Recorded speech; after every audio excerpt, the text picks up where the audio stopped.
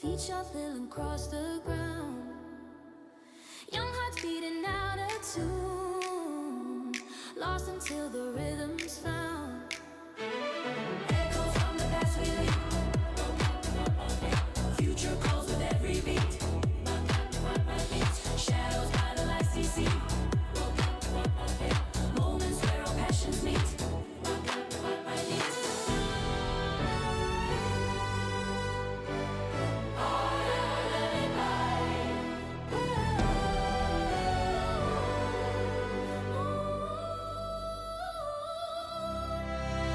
Move it, feel it, let it pound. Shaking rhythms all around. Hearts will race, feet will chase. Underneath the starlit sky, dance now, don't you wonder why? Feel the beats, make it fly.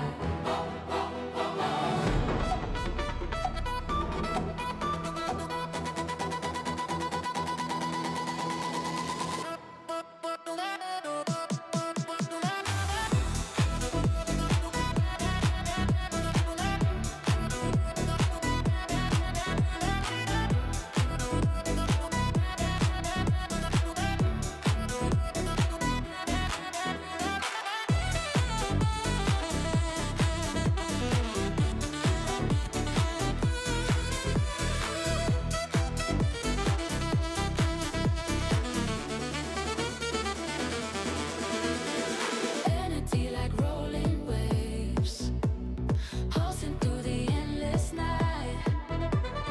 Open minds, no need for saves. Dancing through the fading light. We twist and we shout, and the floor's our domain. No chains can hold us, this youth ain't in vain. Baseline thumping, the heat wave and surf. Chilling with swagger from street straight to turf. Moving in motion, the groove ain't pretend. Future is ours, got no need to defend. Rhythms electric, shake earth to the core. United, we're young, we just live to explore.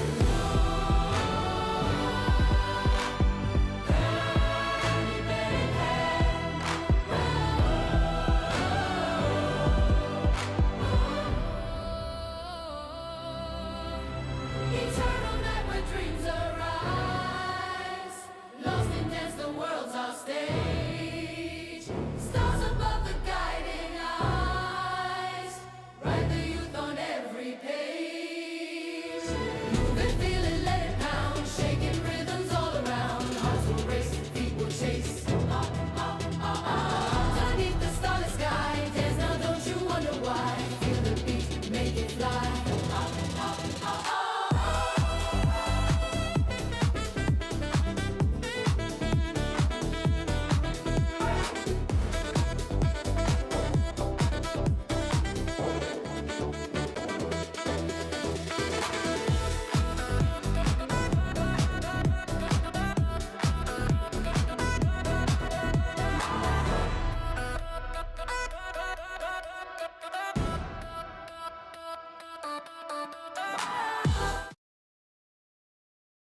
Okay. Hello there. One moment.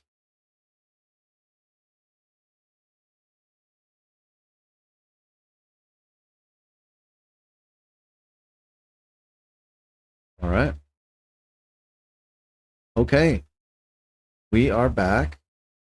Centered up a little bit here. Yeah. So welcome back. This is a build stream. Fuel critical. It's loud. Speaking of loud, let's do a sound check. I think we're good.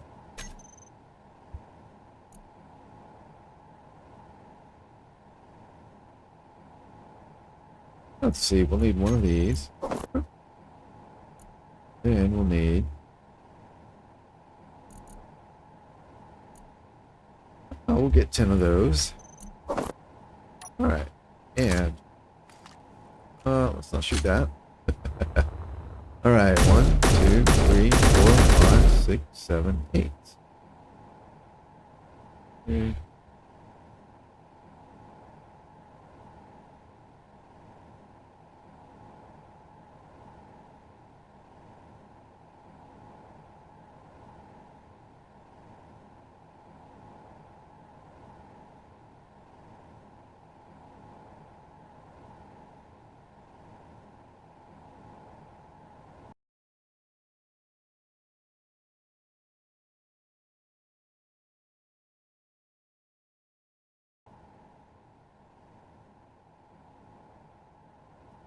All right, let's try it again. 1, 2, 3, 4, 5, 6.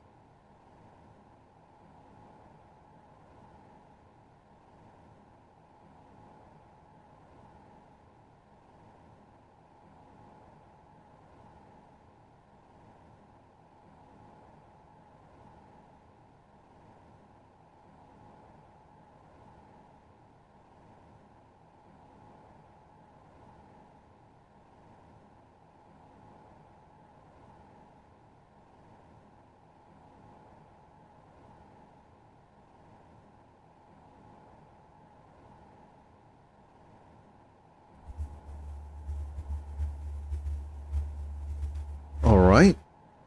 The consensus is in. Sound fantastic. Although there is some static. Let's see what I can do. I suspect that's because I have a lot of background noise. Let's see. I can. Where is?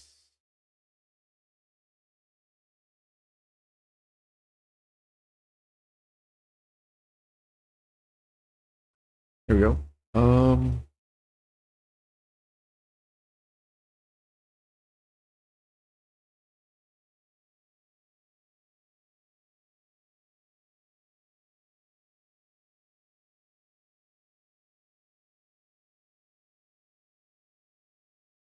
Well, I gotta be honest. I am not sure what I can adjust.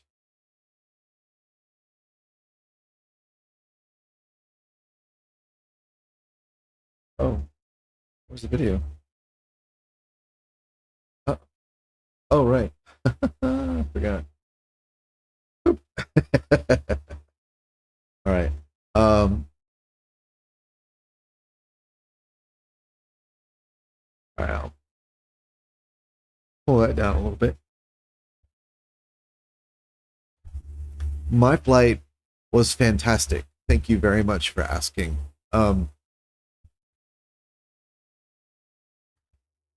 It went like 99.8% flawlessly. We took off from Austin Executive. We started open our flight following, and then we got handed off from Executive to Austin Bergstrom, and then from there to Gray Army Airfield, and then from Gray to Waco, from Gray to Waco approach, from Waco approach to Waco Tower. We did our stop and go, so we landed and literally stopped on the runway, and then took off again, flew back, and did the exact opposite, getting handed off the radios all the way back. It went fantastically. The sky was perfect. There was no wind. Like wind was calm, visibility was unlimited, and there were no clouds whatsoever. It was beautiful. I managed to, I kept the course the best I ever had. The check ride requirements, I think, are plus or minus 5 degrees at all times of where you're trying to go. And critical. I think my tolerance was as low as maybe 1 or 2. It was unusually good, especially for me. Same with altitude. Check ride tolerance is plus or minus 100 feet of your intended altitude, and it was just bang on the whole time. The landings were fantastic. When we were in the pattern at Waco, there was a little bit of confusion going on because there was something weird with our radio. We had a couple control centers tell us that we were transmitting on the wrong frequency, and we weren't, to the best of our knowledge. We looked at the radios, we're the radios are on the right frequency. So it seems obvious something was wrong, since we had 2 different people tell us that.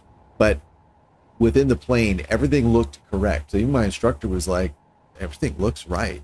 So And one of those issues came up while we were in the pattern at Waco. Like we had already entered the pattern. We were getting ready to turn from the downwind to the base leg. And so that was pretty distracting because I was trying to get configured to land, or at least the first step of configuration. And at the same time, the tower was trying to give me instructions. Like they were trying to give me instructions to, I think, to extend the downwind a little bit to make way for some other landing traffic. But then they were also like telling us about the radio issue, and so we were trying to respond to that. And then also, so it was a little hectic at that moment, and because of that, I ended up turning from downwind to base a little bit early, which meant when I turned from base to final, I was just a tiny bit high. But there's a maneuver called a forward slip where you basically you angle your plane so it's not aerodynamic or less aerodynamic. You basically dip a wing and then turn a little bit, so you're kind of, it's like you're drifting, you're Tokyo drifting forward, and it allows you to lose altitude without, like if you just dove like that, you'd pick up airspeed, right? But because you're not aerodynamic, you can control the amount of speed you pick up. So I got to do that for about 100 feet until I was back on the glide slope, and then we touched down, and I mean, that's a normal maneuver. I do that all the time. I like doing it. It's fun. So I did that, did the stop, we got off back into the air. Like I said, the radios, like the transferring of everything went just fine. And then when we got back to Austin executive, there was one hiccup. I couldn't find the airport. Which sounds funny, but it's actually not that unusual. A lot of airports have a beacon on them. It's a flashing light. It'll be like white and green and alternates. And on the way back, normally how far you can see, of course, is limited by visibility in the atmosphere. And on the way back, my instructor and I, it was so clear. My instructor and I, we were just like, we were looking at the city lights and everything, and I was like, you know what? I think I can actually see the beacon. But we were like way far away, and you would not normally be able to see it from where we were. And she's like, actually, I think I can see it too, and we could. But the funny thing is, the beacon we were seeing was actually Austin Bergstrom, which is even farther away from where we were going. She figured it out and didn't tell me, which I 100% appreciate, because she's there for safety. Not at this point now, she's there for safety and to keep me safe while I make mistakes and learn. So I'm totally cool with her not saying anything, but I still think it's funny because she figured it out and didn't say anything, and then I didn't figure it out, and I was literally 2 miles from the airport, which is, in flying terms, in general aviation especially, well, in general aviation, if you're 2 miles from the airport, you're effectively at the airport, because 2 miles is like, if here's the runway, your distance that you're supposed to be like doing your pattern for your approach and all that should be between like 1.5 and 1.5 miles. So if you're 2 miles out, you're basically where you at the airport. And at 2 miles, I still didn't see the airport, and that's because I was looking at the wrong beacon. I didn't see Austin executives as we got closer, and then as I was looking, I was looking at my map to see how the runways were laid out. So that can help you, especially at night or in day, to know what you look like. If you're coming up to an airport and the runway is like lined up the way you're going, then you know, like, or the other way is if the runways are crossed, like, you know, you're gonna have to come up and turn and go like that, right? Fuel critical. Then you know you're looking for it. It's gonna be a long strip, right, going across your field of vision. And so I had looked at the map and I was like, all right, we should have a long strip of lights. Well, I saw a beacon and I saw a long strip of lights going across our vision. I don't know what the lights were, but the beacon I was looking at was not the right one. And when I finally saw the airport and figured it out, the lights on our runway from the angle we were at, they were super dim. So like I looked down and I was like, holy shit, that's the runway? So that's embarrassing. It wasn't like dangerous or anything like that. It's not a big deal. It's mostly it's embarrassing, right? So I was like, oh, okay, cool, we're there. I let the tower know, hey, we're midfield. because they usually want you to check in at midfield. So turned into the pattern, and then did a landing. It was a smooth as glass landing. You know, they'll say like you buttered the landing, whatever. It was awesome. It was like it was by far one of my best flights, or by far it was my best flight ever. And my landings were they were also like my two best landings. So it went fantastic. I was really happy with that. But a lot of that has to do with the there was like literally no wind. There wasn't any surface wind. None of the airports had wind. There were no winds aloft. It was just like calm, stable, cool air the whole way. No trolley service. Antenna impedance or antenna tuning. Oh, hello. Welcome to the other person that just joined us. I'm not sure what you mean by trolley service. As far as antenna impedance or tuning, I don't doubt you, but I don't know anything about that. So, and honestly, even if I did, I doubt that's something that I'm allowed to do at all. And I suspect it's not something I'd been able to address while flying anyways. I guess it depends on what it would have taken, but yeah. Oh, food. Oh, oh, food and drink carts. No, we didn't do that. Did not. I brought a bottle of water, but I did not drink any. Yeah. It was a great flight. Thank you for asking. It was really fun.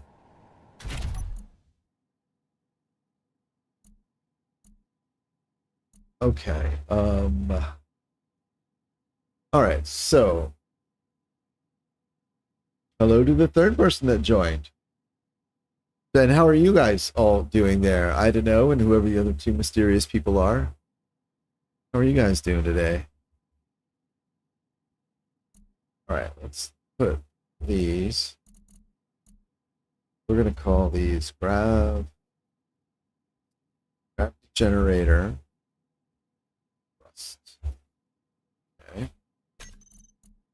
And save the generator thrust. We're going to save that, turn them all off. I don't need to see them.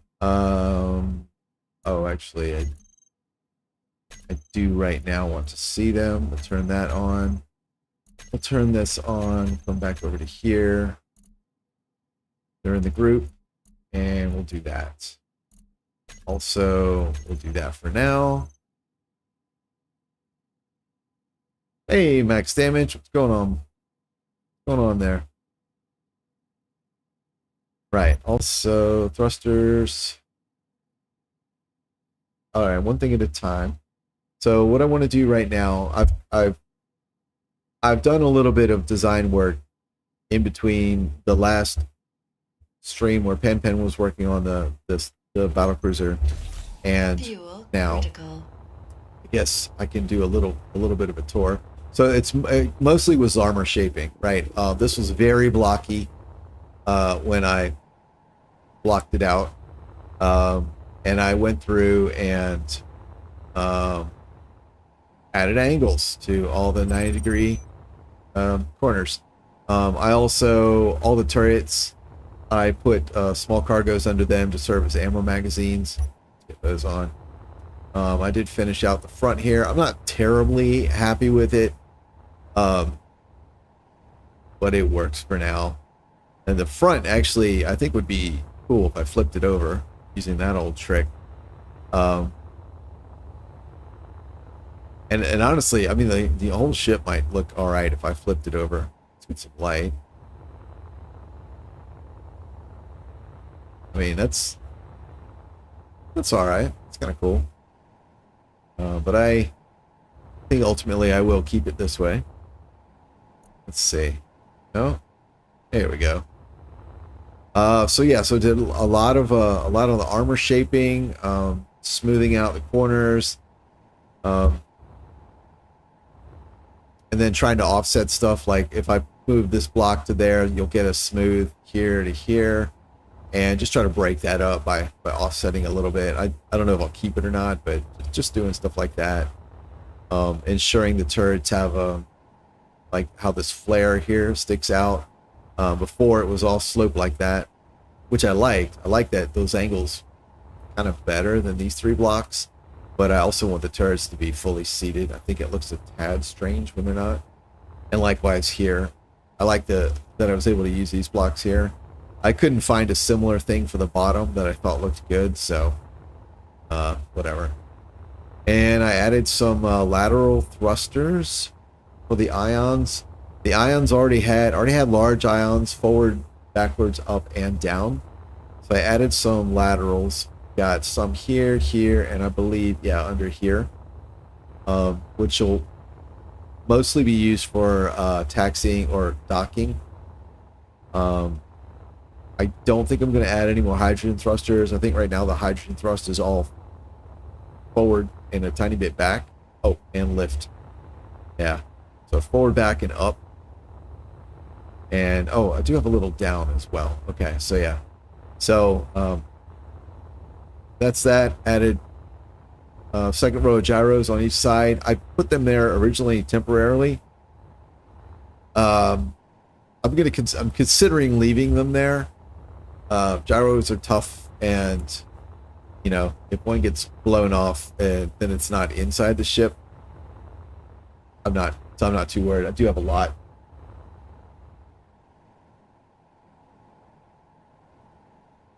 Well, thank you, I'm glad to hear you. You think it's coming along nicely. Yeah, I'm happy with where it is now. Yeah.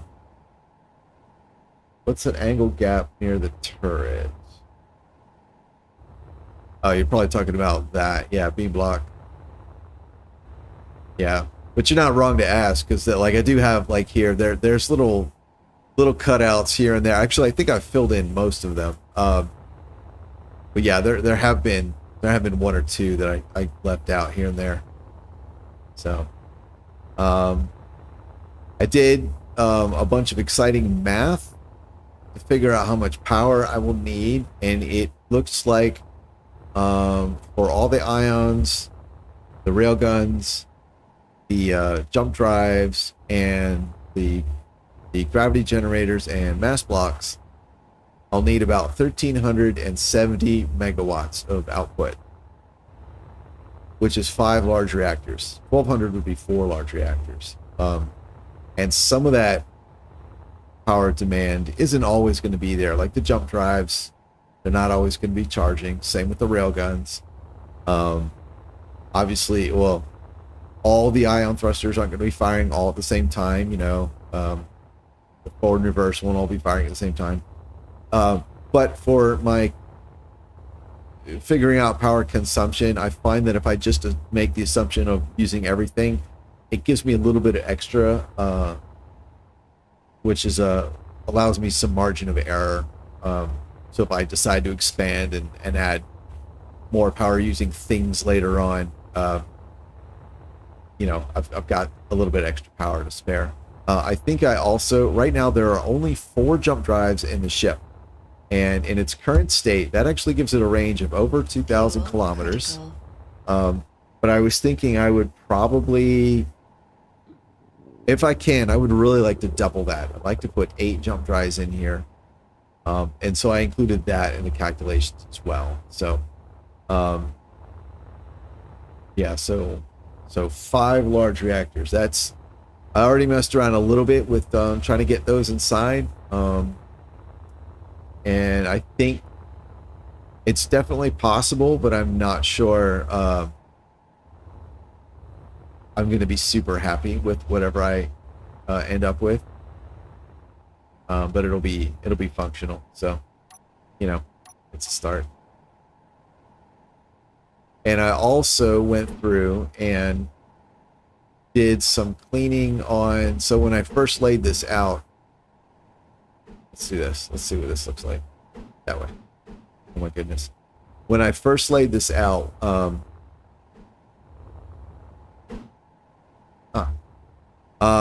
was just using like full blocks, and I didn't care about what the internals looked like. I was just like trying to figure out the shapes and the layers that I wanted, which meant that there were a lot of areas inside that were like just like solid block, full of blocks.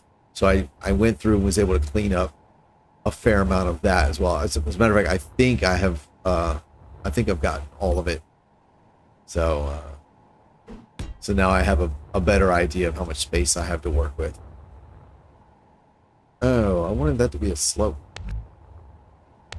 That's a shame. There's not really, there isn't a slope piece.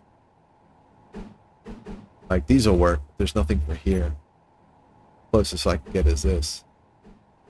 There we go. I mean, I guess.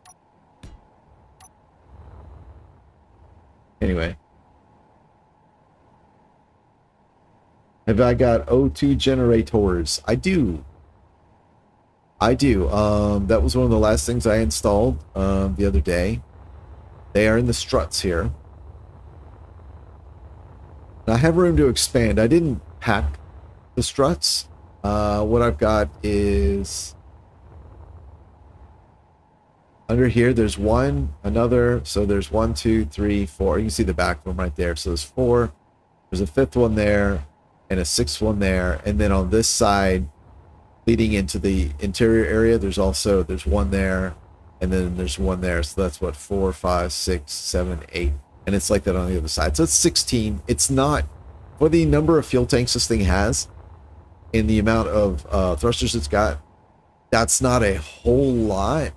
But I do think it's enough to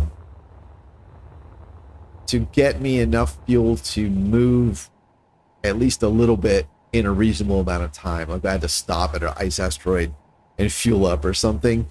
I figured that would give me enough fuel to at least get back on my way. The hydrogen engines are basically for flying on planets, if that's possible. Hopefully it is, but we'll see. And boosting. So the primary so I'm not too worried about the fuel on those, about being able to, you know, stay topped off. It'd be nice, but I'm not stressing it. The primary movement is the ion drives, like I said, boosted by the hydrogens, and then it's going to have a gravity drive inside. So that'll be like, I think I'll be all right. Yeah. The funny blocks for the slope. Oh, really? There is?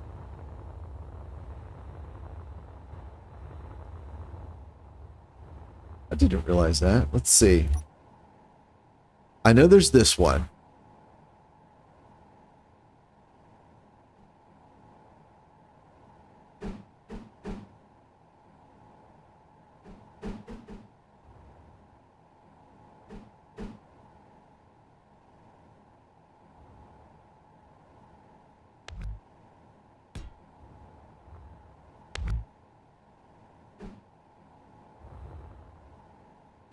Oh, wait, is this it? I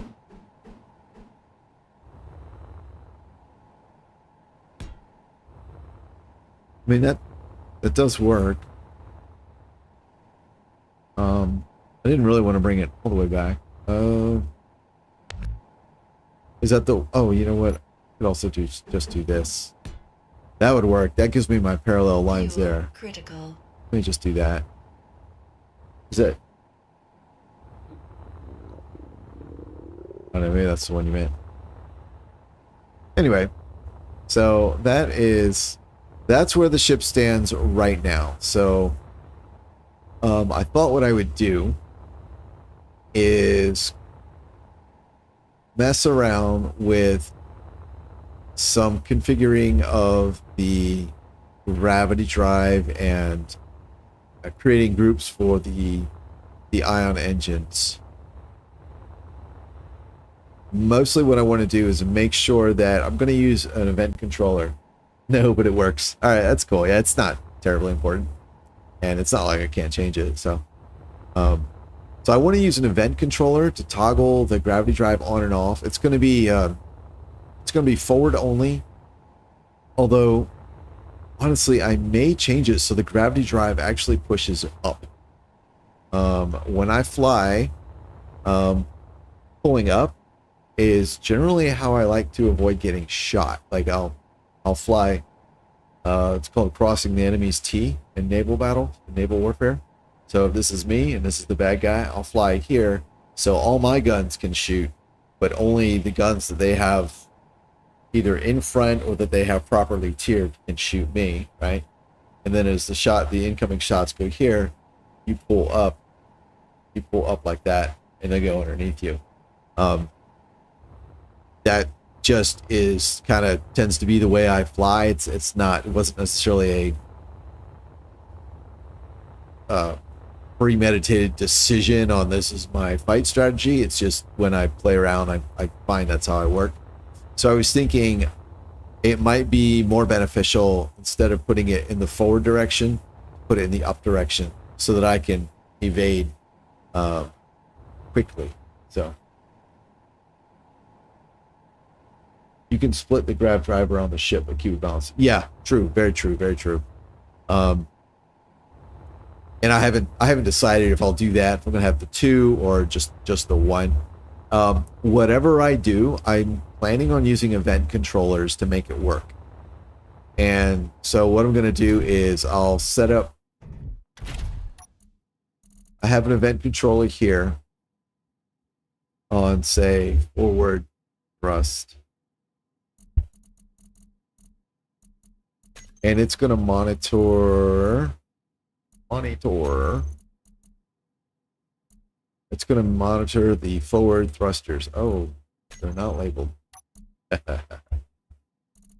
So what it'll do is when, say, like, when the forward ion thrusters turn on, I'll grab several of them. Looks like I have 4. So I'm going to grab 2 of them.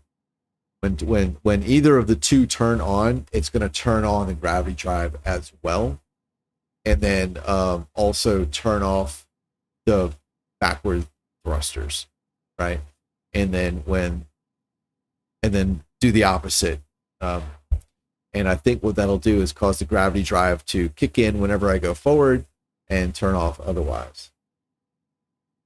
So that's what I'm going to try and do. I'm also using my ion drives as my taxi drive. So like my low power thrust for fine maneuvering and docking. So whatever thrusters I use for taxiing, I want to make sure the gravity drive is not looking at those, because that's the last thing I want, is to be trying to nudge myself forward, and then the gravity drive kicks on and says, "Oh, go light speed, you got it." So looks like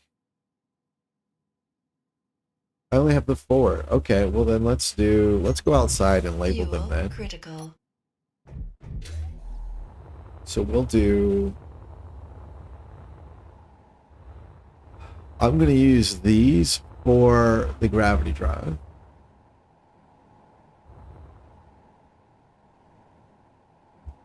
Because they're a little better protected. I figure, excuse me, these ones on the top are probably more likely to sustain damage or be destroyed before these are. So they'll be used for the taxi, and this will be used for being the gravity drive. I assumed that's how you guys did it. Like, I know Arlen has a script. I'm pretty sure. I assumed Arlen was using a script. I think maybe he'd said something. Honestly, I hadn't really thought about it. I know, like I've built gravity drives in the past and I've always used scripts, but with the advent of the event controller, I'm like, that might not be necessary anymore. Yeah.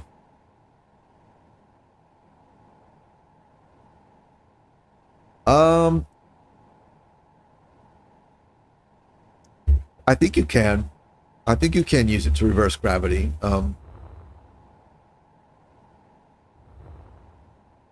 Honestly, yeah, I think you can. Really, like, there we go. All right. You can graph. Here we go. Yeah, here you can oh, right there. Yeah. Yeah, you can absolutely do it forward and backward. So that's what we're going to try and do today. So I think what let's see. I need to label the thrusters here. All right. So these are going to be large ion thruster eggs. All right. Grab monitor place. And all right, let's jump out and grab the reverse.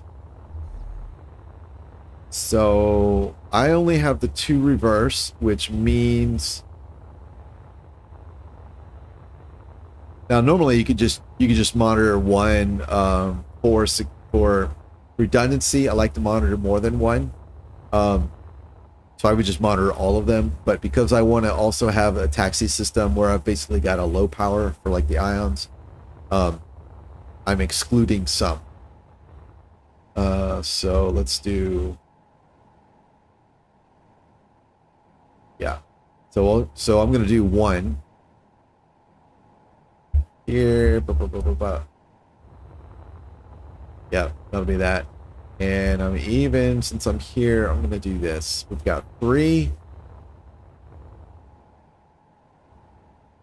Do that. And this one. All right.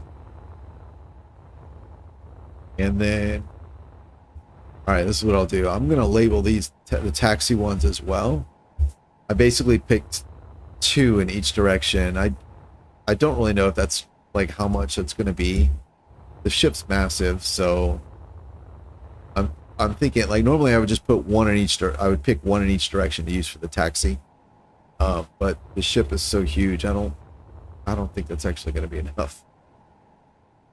So we'll do that. And then I grabbed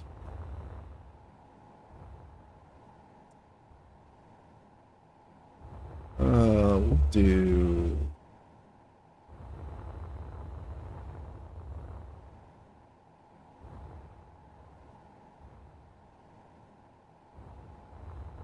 let's do these. So that one.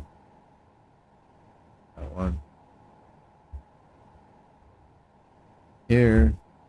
There. And we need the other side. And for the taxi thrusters, like I'm deliberately not choosing many because the whole idea is I want them to be low powered, right? I'm just using this to move the ship very slowly. I don't want to, whoops. You know, if I fat finger a key or whatever, I don't want this thing to lurch, you know? So that's why I'm only choosing a little bit. Oh yeah, we need down. Can do these.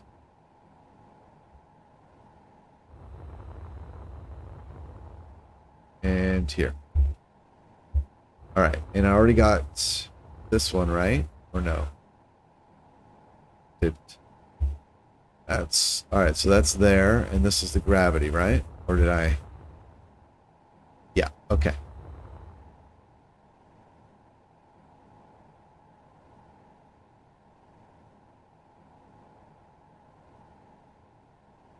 Originally you increased in degrees of gravity power direction. Yeah, and that's that makes sense because that used to be the only option we had. We didn't used to have a set gravity value. That's pretty recent. It was I don't know if I think it was before Apex, well, wait, what was the last update? Core systems. So it might have been, I think the previous update was Apex, right? That might have been the one where we got the set acceleration. You're gonna have to do work along with me. All right, awesome, man, awesome. We'll be productive together. Such as it is. Okay, so Let's get over here. All right, so GGGs, these guys, large ion thruster.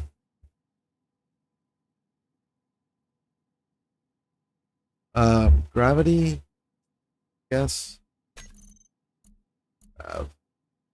Thrust. Oh wait, no. No. Yo.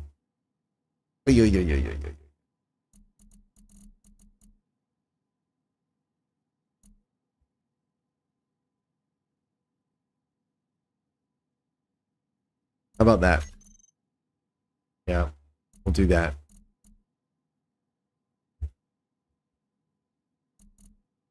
Whoops. You still got to push the button. There we go. All right, now let's do the taxis. Fuel critical. All of these. All right, so we got ion, thruster, cruiser, taxi. Oh, blast. All right, you guys here. Boop. And then you guys are large. Rage. Boop. All right, cool. These guys.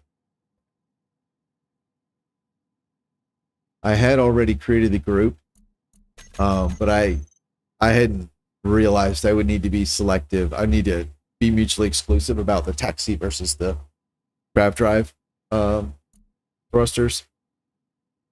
So I had just grabbed something. So let's get thrusters, ion. No, here. I need to be able to see this. There we go. So this is the taxi thrusters and gyros. So we'll do this. I need to remove these other ones.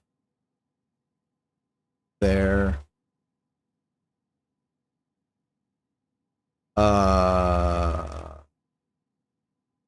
Okay, those should not be there. All right, that one. Those three removed. All right. That should be everything. So we have 1, 2, 3, 4, 1, 2, 3, 4. All right, good. 1, 2, 3, 4, 5, 6, 7. That, yes, that is correct. 2 up, 2 down, 4 left, 4 right, 4 small ones left, 4 small ones right, and 1 reverse. So there's an odd number. So that is correct. Great.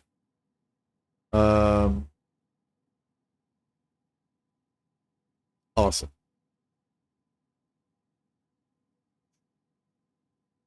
So I do need to know. I do need to know which of these grab drive thrusters point forward. Here we go. So if we sit in a cockpit, I can get that information. So thruster,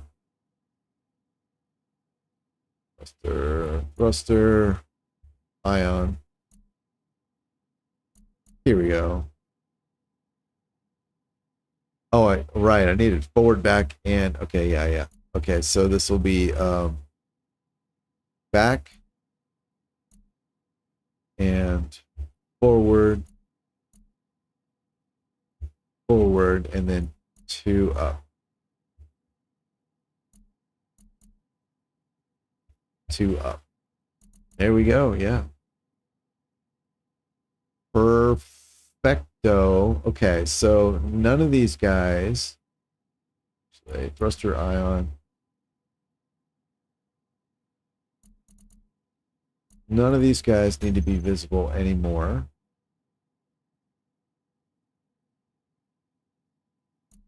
Toolbar configuration. Yeah, that's only necessary for the toolbar. It's not necessary for something like the event controllers. Things will show up there anyway. All right, so here, hydrogen.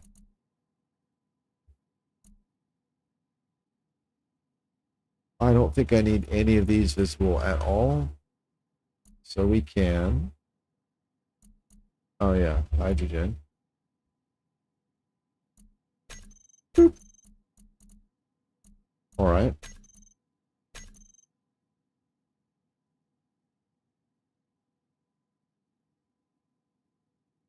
Okay, all the mass. I'll get those names cleaned up.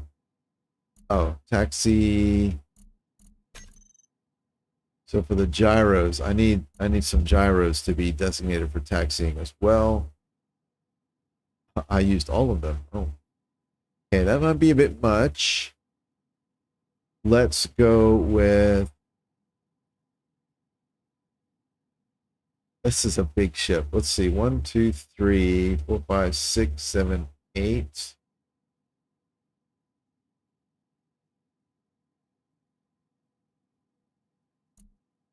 Two, 3, 4, 5, 6, 7, 8, 9, 10. 1, 2, 3, 4, 5, 6, 7,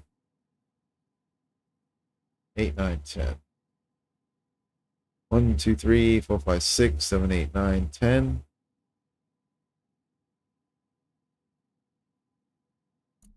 1, 2, 3, 4, 5, 6, 7, 8, 9, 10. Let's go with that.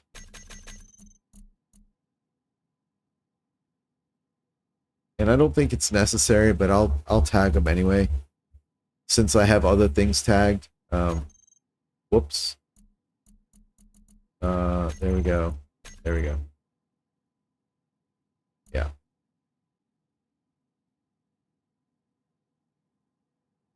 So that's everything. Yep. And all right. Cool. So gyros, there we go. We can turn those bad boys off. Awesome. Cargos. All right, this is going to be small. Actually, we'll do cargo, magazine, special, place. Oh man, that's a lot. Okay, we'll do. Oh right, because each turret has one for each for the railgun, for each railgun. That's where they all came from. Think. Nope. These are all extra. Holy smokes. All right, that's fine. Come down here. For now, we'll hide them all. Hello to new person that just joined. Close that. What is highlighted? These guys. Oh, yeah. All right, there we go. Cool. Oh, the generators. All right. Generator. O2, H2. 16. All right, that's cool. We'll call this the O2 generators group. That seems fitting. And a lot of times I don't keep the numbers, but there is a bunch.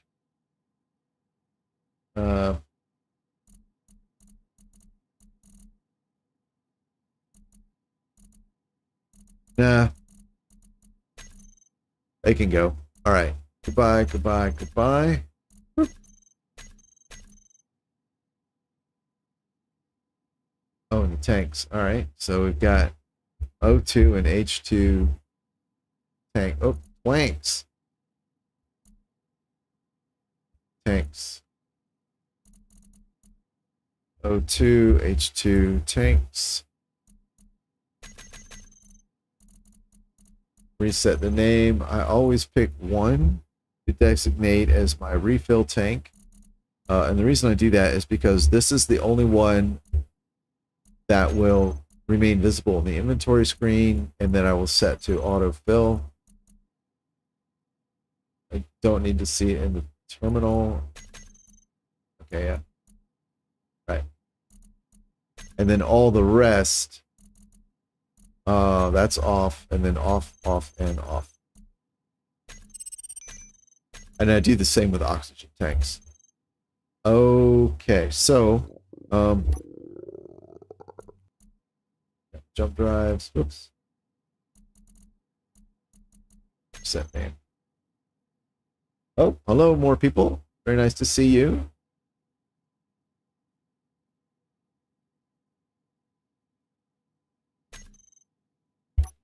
All right, let's look at these timer blocks.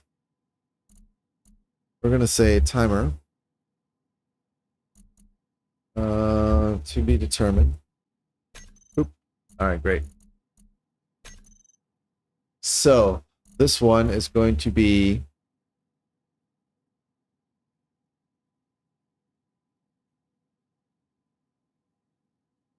so what I'm thinking about is, oh, hey, hit seeker, hit seeker. Nice. Thank you. I'm glad you like the VTOL videos. I had a lot of fun making those. I haven't made any in a while. But I will. I'll get back to them. I actually recorded some footage a couple weeks ago, but I just haven't cut it together. I'm not sure if I'm going to, because my face is on screen, and then normally for the VTOL footage, I like the screen empty, just the ship flying, and some of the footage I think also has the HUD up. So we'll see. But yeah, I'm glad you like them. Yeah, thank you. Okay, so what I'm thinking about now is what do I want to do?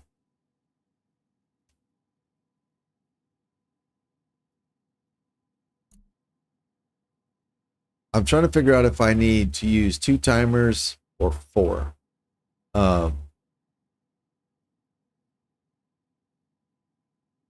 Cool. Yeah.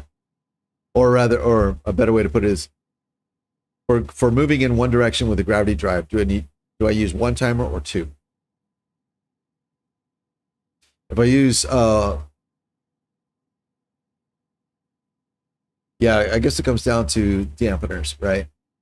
If I use one timer, what I can do is when I push, say, forward, no, wait. Yeah, I think I need 1 timer for each direction. All right, let's do this. We're gonna say grav drive here. We'll do forward or 4-wheel drive, whichever you prefer. On.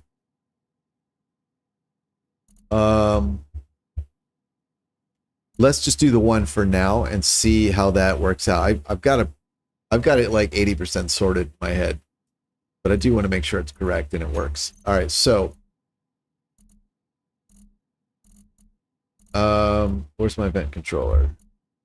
All right, so this will be forward thrust. This is for the gravity drive. Forward.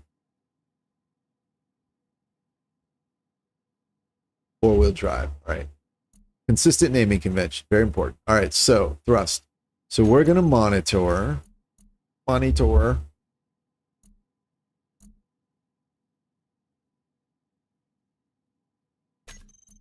That's not where you monitor things. All right, we're going to monitor grav. Here we go. These two, the 2 forward. All right, we're gonna monitor those. All right, I want that off because when either one fires, normally when everything's like functional and working, they'll both fire at the same time. But if one gets damaged by using an or, it doesn't, it's redundant. It's got some redundancy.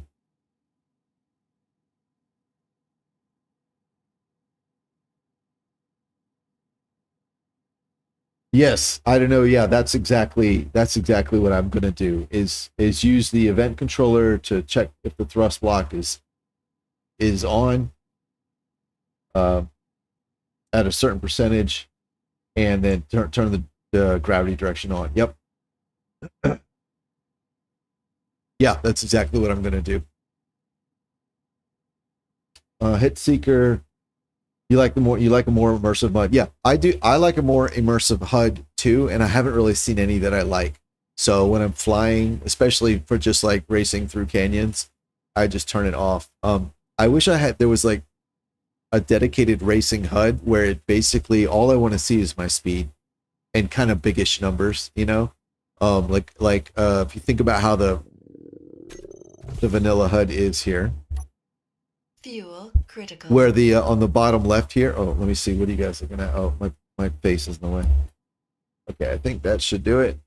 Yeah. So on the bottom left here, where you've got the helmet and all your bars and all that, like if that entire area was just a massive set of numbers, and then just to the right of that, in like say font that's like half the height, it just said like meter M/S. You know, that's all I want. I don't need anything else for my HUD for racing. Like that would be perfect.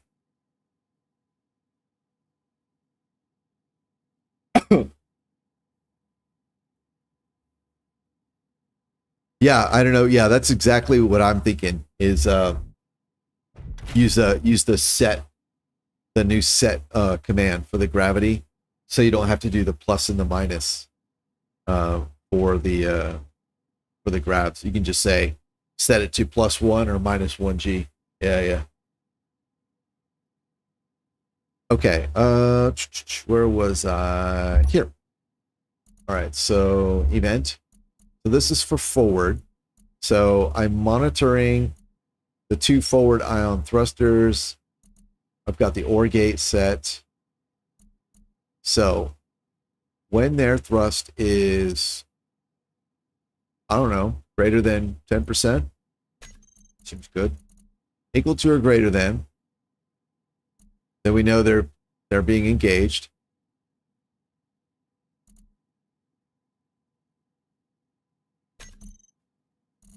I want all my gravity generators. Okay, here we go. Timer. I want my forward on. Trigger that. And then, so here's the thing, right? Do I set up a timer? You know what? No, let's just do one thing at a time. One thing at a time. All right, so forward on. So what does that mean? That means your actions will be all the gravity generators. Now, the way I have them oriented, minus 1 is actually forward propulsion.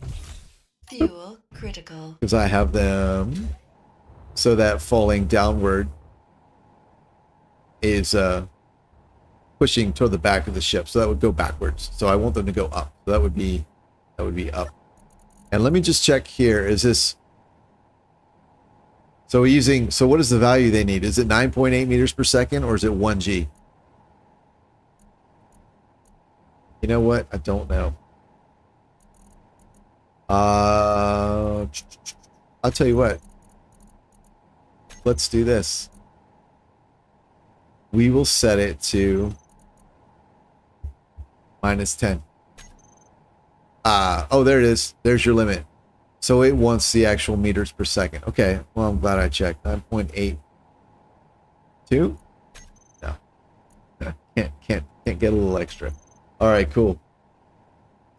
Full black. Yes, I agree.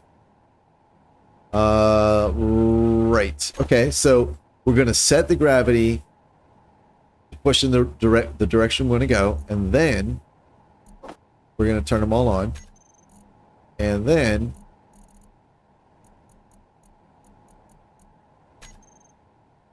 I'm going to put all my mass blocks in a group. All right. Artificial mass.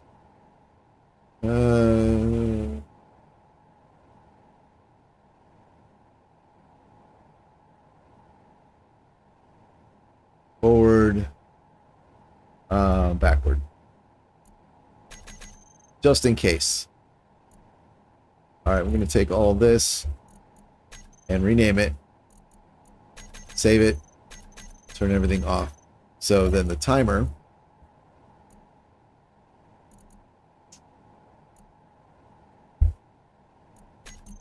we will also turn on the artificial mass blocks. Boop. Hello, Arlen Gaming. How are you doing today, my friend?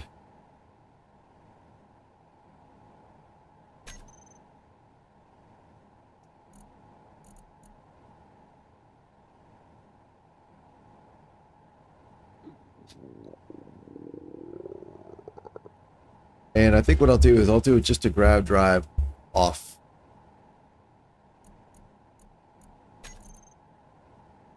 Yep.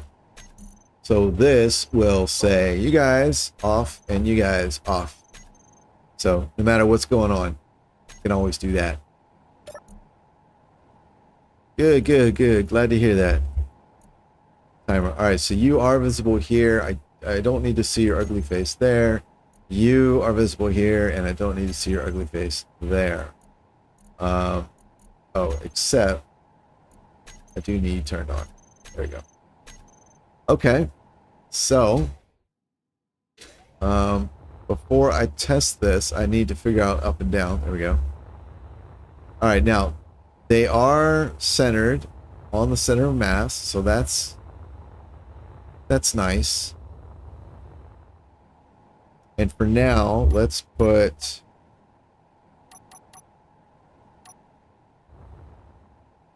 we'll just throw in some quick reactors right there.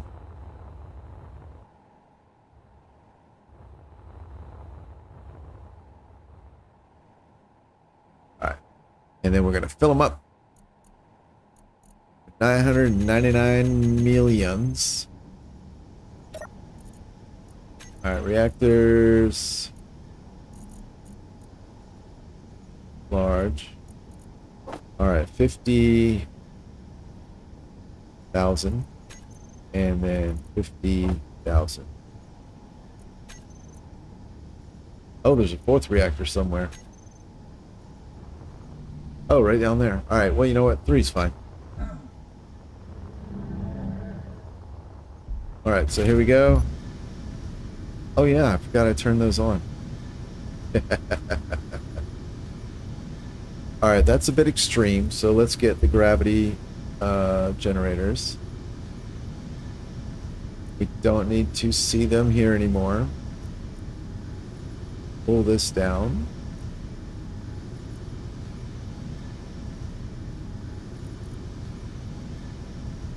And here.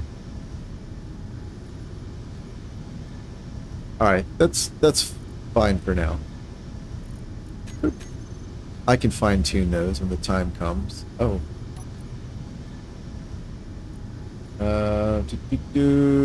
Why is that? What am I seeing? Oh, we're seeing an update error. All right, that's cool.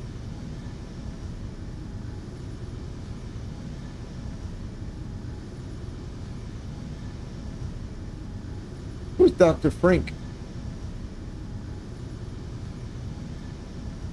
Dr. Frank.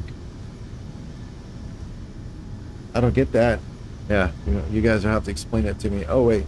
Yeah, okay. All right. Before we do anything, let's go ahead and blueprint this bad boy.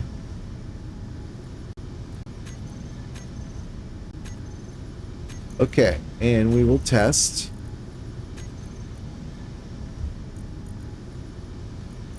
This.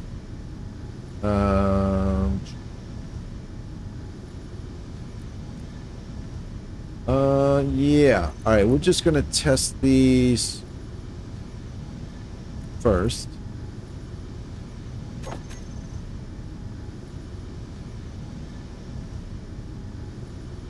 All right, so here we go. Zoom. Nope, that failed. Fuel critical. Uh-oh. Oh, that's a surprise. Uh-oh.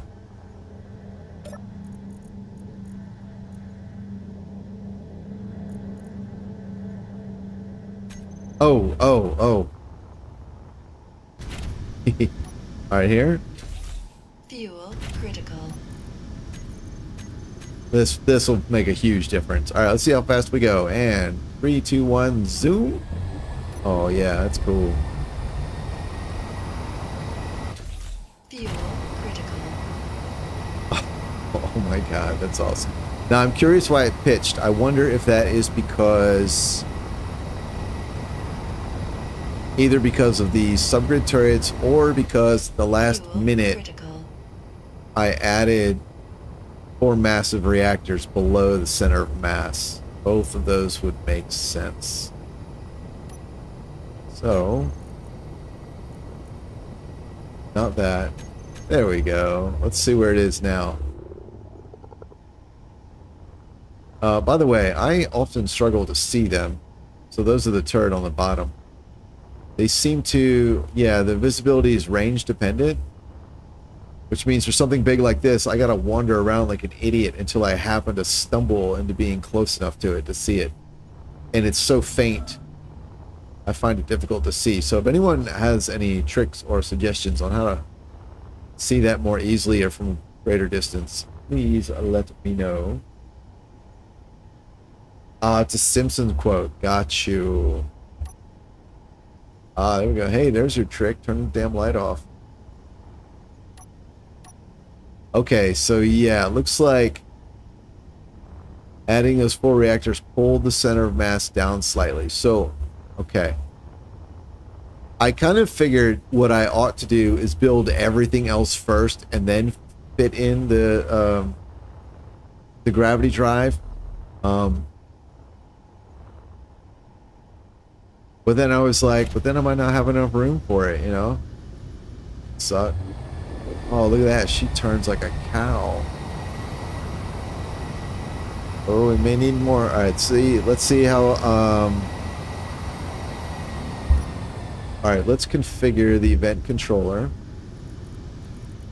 So here, set actions, timer. All right, so,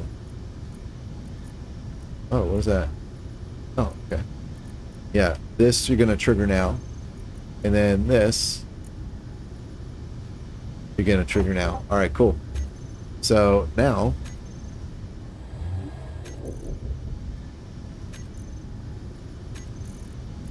let's, oh my God. On, off. Okay. First of all, I'm going to turn off the event controller. So this is just under normal ion power or normal thruster power.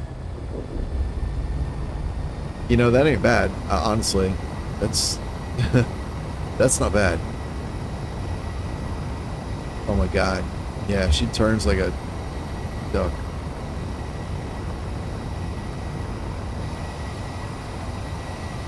Sit in the seat for the grid first to see the mass.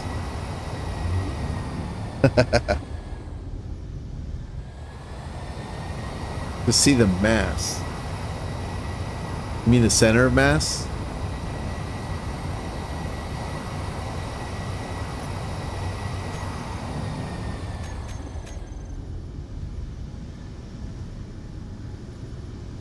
Alright, now I'm going to turn the event controller on and see if it responds to my movement. And go. Oh, fuck yeah. 250. Instantly. That's... Oh my God. That's so awesome. Alright, and I see we're decelerating, which means it properly turned off.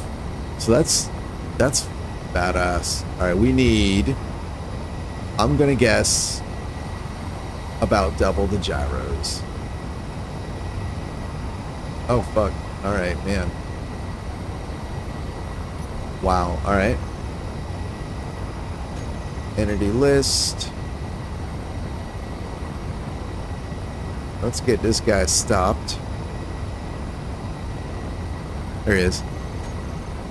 Boop. Wham! Alright, cool. Very cool. Oh man, I'm super happy with, oh my God, look. It was so fast the turret swung around. Whoa. That's funny. Alright, that is something to be aware of. Okay.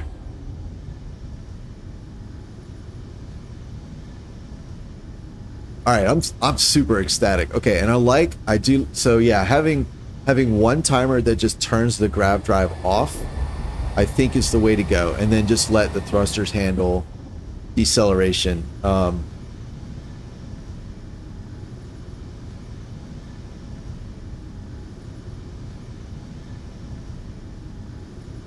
I'm curious how that works for the backward stuff. Let's set up a backward push and see what happens. So here, so I'm wondering if it'll sort itself out. All right, backward on. All right, so for forward, we set the gravity direction, and then we turn on the generators and mass blocks. So here, let's unfuck that. All right, so here we'll do that. We'll turn these guys on. So your action will be to set the acceleration to 9.81. Yes. And then turn them on, and then turn these on. All right.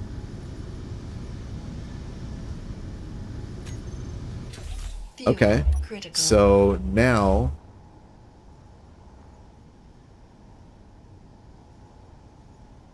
I realize now I needed more than one event controller. That's all right though. We'll do 6. All right, there it is. Put it there for now. Okay, event controller, you grav drive backwards. All right, you are going to monitor the thrust percent. I used what, 10? Yeah, it's fine. 10% is fine. Graph of this guy. So you're going to monitor him. And when he fires, you will timer. You will trigger this.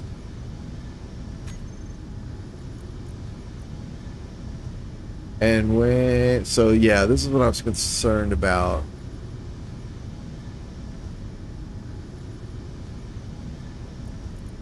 Yeah, you got kind of a race condition here, right? Because when you switch from forward thrust to backward thrust, one's going to turn on, one's going to tell the gravity and mass blocks to turn on. One event controller will tell one set to turn on and off, and the other event controller will tell the same set to turn on and off. So I think there's a race condition here.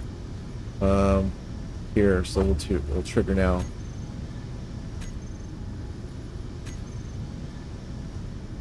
But we're going to try it anyway. Event controller, nope. All right, event backward. All right, they are all on. Timers. They are all on. All right, so we push forward, we should get going really fast. And then when I release, the dampeners will turn on the reverse thrust, which then should flop the gravity drive on as well and help it stop. So here we go. Yep. And then off. Oh shit. Ah, okay, so it does work. They just oscillate until they're, because the dampeners will fire the thrusters at varying percentages. Your user input always fires them at 100%. So, okay. Interesting. Game crashes if the event controllers overlap each other? Really? Or are you just saying that?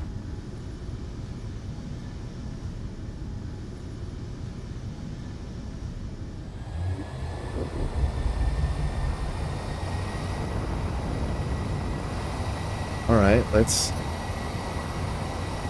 save our work, since apparently I'm at risk of crashing the game. All right, and here we go. Full throttle, 300 max.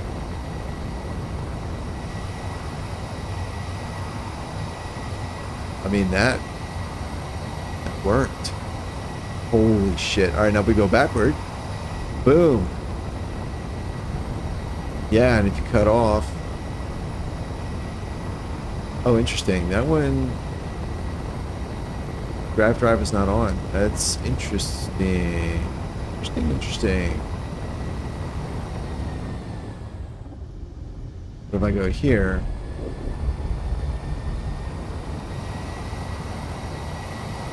so full thrust, the grav drive's on, release, reverse.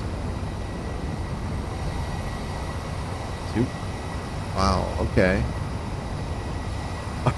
Alright, this is cool.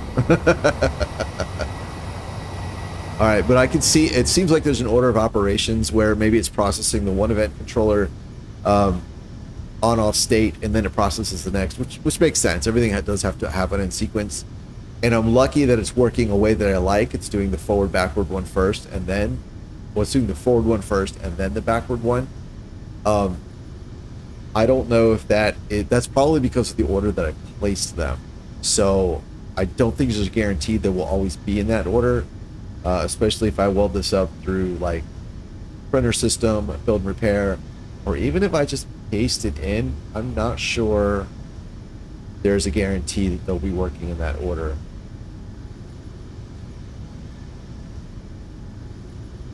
Oh, really? Did I mess up the... I messed up the numbers.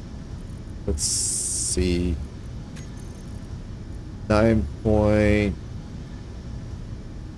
You said grab forward was set to 8.9 for reverse and second. Oh, really? And 9.81. Okay. Let's fix that. Okay. Well, whatever. We'll just fix it.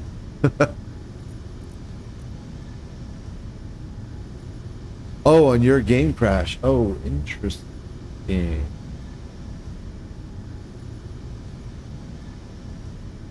I can't see why.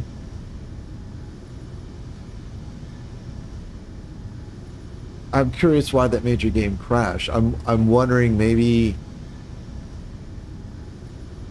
the conditions were defined so that like they were both on at the same time or something. I don't know. Because I guess the alternative would be instead of doing an on-off, like a forward on and off, and then a backward on and off event controller, I just have one event controller for forward backward, right? And it does forward when it detects the, forward thrust, and it does backward when it detects backward thrust.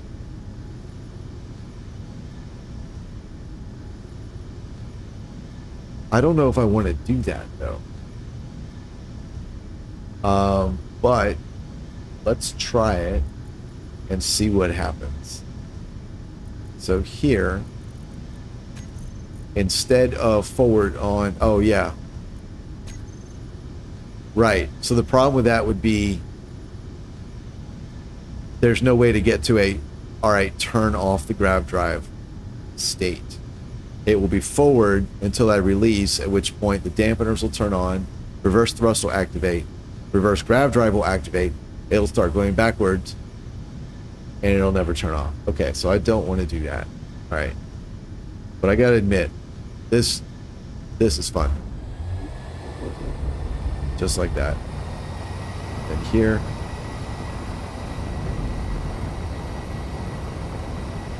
Interesting.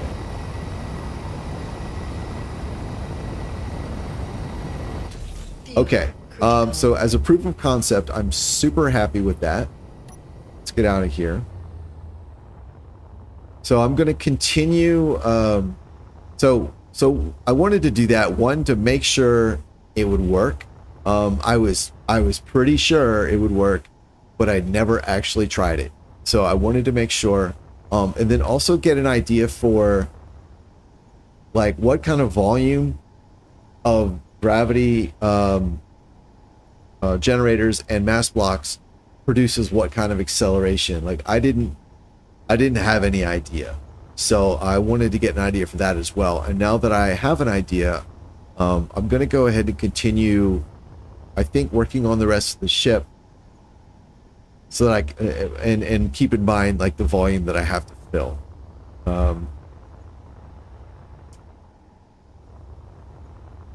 Because that, I think that acceleration is sufficient. Yeah.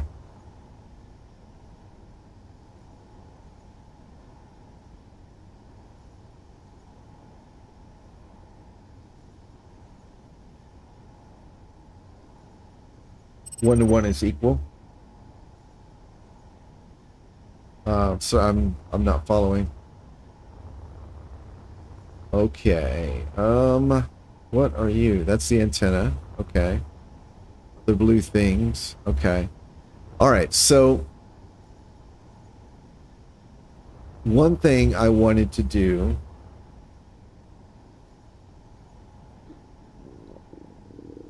Oh, yes, I agree. The most efficient is a 1-to-1 ratio for sure.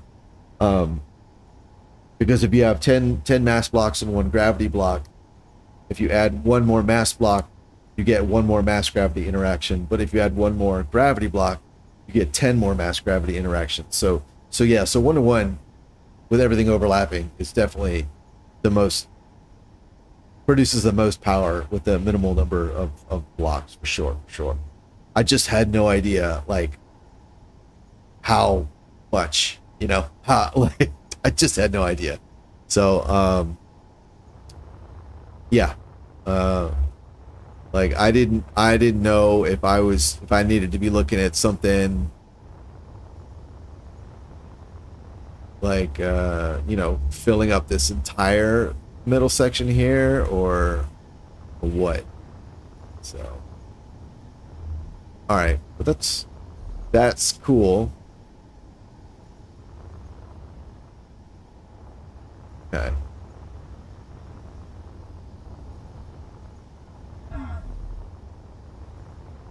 Sweet. All right, now one thing I want to do is I want to add self-repair systems to my turrets. The grav gen uses 33 kilowatt less. Oh, I didn't know that. Interesting. 33 kilowatts is not really a whole lot, so I'm not worried about it. All right, let's see. Let's turn on mirror mode. And then 1, 2, and 3. So what I'm thinking...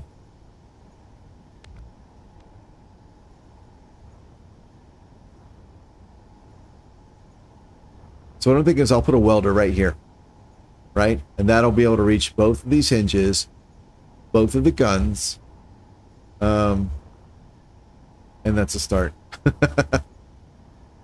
Yeah.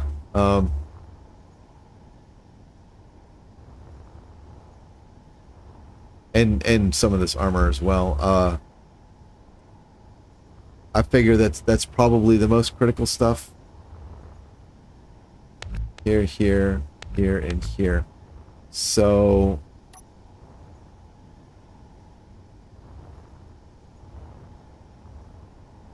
now one thing I like to do, especially with turrets that sit like this, I think I did, yeah. So I put plate on the bottom. So it means what I'm about to do isn't going to destroy the turret. Because I'm about to break what would normally be a critical connection, which is this right here. So I can make this. It needs to be a T facing upward. Boop. Yeah. So there we go. That one. And then likewise, this needs to be a, yeah, it needs to be 2 axes. So this will just be a, Fuel. I still get nervous when I do that though. So this could just be a junction. Yep. And then welders.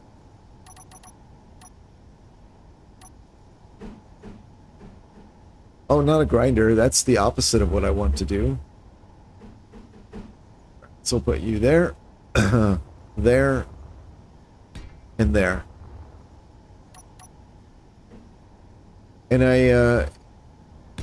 it does leave it open in there, which kind of sucks. But, you know, it's okay. To be honest, I don't like this open area in the first place, so I don't know that it really matters. All right, so let's turn on mirroring. Boop. And 1, 2, 1, 2, 2, 2. All right. Get this guy and that guy. All right, we have my T. Boop. Here. Boom. Awesome. All right. Power. And I think I will change my lights on my guns to green. I really didn't want to have so many things like with green lights on them, but I think that will reduce the cognitive load, like in combat. Because normally the way I do things is green is usually what I use for like ready or safe, you know. And I think for my standalone like defensive turrets, I've used orange to show that it's charged and then like turn it off to show that it's depleted. But I'm thinking that might be more thinking than I want to need to do. I'm not sure. We'll see. All right, 1, 2. Let's get our mirroring set up. 1, 2. And there we go. Let's get our conveyor in there and our junction. All right. And our repair system. Boop. And we hide it. Hide the shame. Oh. Nice little ship to go. Zockersal says, nice little ship to go fishing with your dad at Sunday morning. Is this your passive aggressive way of telling me that I built a small ship? Because I already know that. Idano and Arlen build absolutely massive beasts of warships that dwarf this. And to be completely honest, like, I don't normally build that big. This ship is the biggest ship I've ever built that I actually like was trying to build a proper ship. Like, I've slapped things together, you know, that were roughly this size, maybe a little bit bigger, but that was like I've done things like, let me see if I can find one. I think it was called,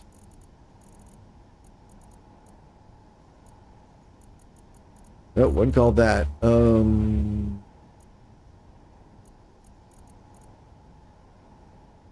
this is it. All right, so let's see how big. This is probably the biggest ship I've ever really built. Oh, look, it's not even as big. Oh, that's fucking funny. Right, so this is, wow, that's actually smaller. That's funny. So this was literally like after the warfare update and we got all the new cannon. I was like, oh, let me just build a ship that spams cannon and see how well it does. And it doesn't do well. Fuel critical. But this is probably the only ship I've ever built that was even close to this size. Most of the things I build are closer to the ships you can buy at... Okay, I didn't build that one. Let me see. They're closer to the ships you would buy at the trade stations. You know, like this is just a cargo ship. But this is kind of the order of, like, when I build a quote big ship, it's about this size. I don't build terribly big things. So, yeah. And the reason is because if you'll notice on here, is this something Ida has pointed out a lot. He says, like, we have a different build style because I like to leave a lot of things exposed so you can see them, right? So the greebling on this engine is fantastic, and you got some gyros, rotors down there, and the thrusters, like all this detail, right? That only really works for ships this size, right?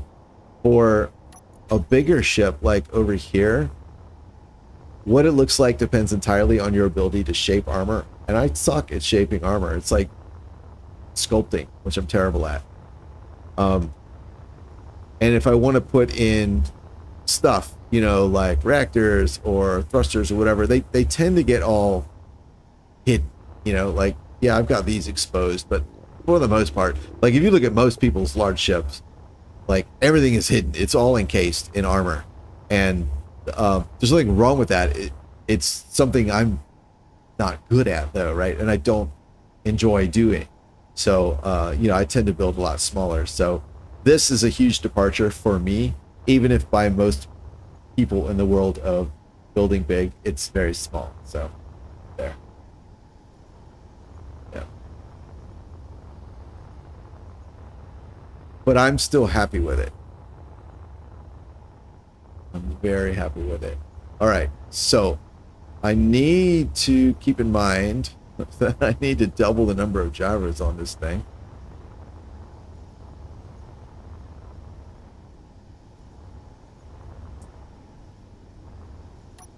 All right. I'm going to put some here. This is going to be... So when you're programming, there's this concept of like... There's these two like mutually opposite concepts, right? And the one is like don't let perfect be the opposite of good, right? Or the enemy of good, right? So when you're building, don't try and make something perfect. Just make it good enough to work, right? At the same time, right, there's this idea that you don't want to be too slapdash about just get it to work, because as soon as it works at all, anyone who has any decision-making authority will want you to stop working on it and move on to the next thing. So there's like a tug of war, right? And I feel like, so like I originally laid down one row of gyros here because I needed gyros and I was testing stuff, and that ended up being like, oh, maybe that's a good idea to keep them there. And so now I'm feeling like if I just put these here for now, they may end up staying there. All right, let's see if that is enough. Oh, yeah. Let's see if that is enough. I mean, it at least feels like maneuverable. Like I can turn it, even though it still feels sluggish. All right, boom.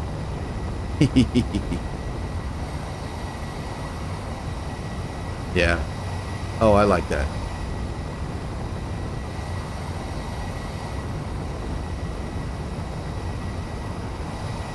Cool. Very cool. Very cool.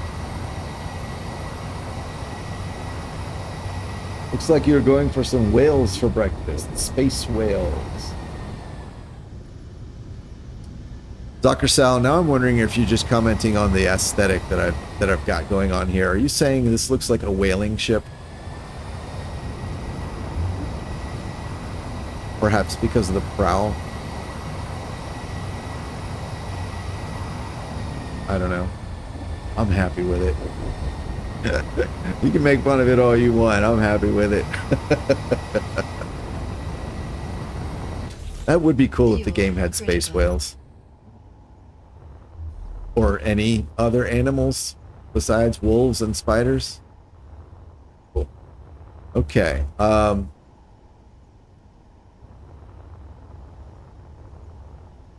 wonder how many gyros I need to make this move the way I want it to move.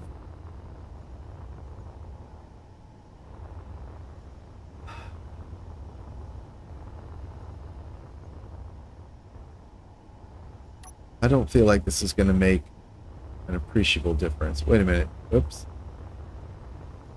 Aha. So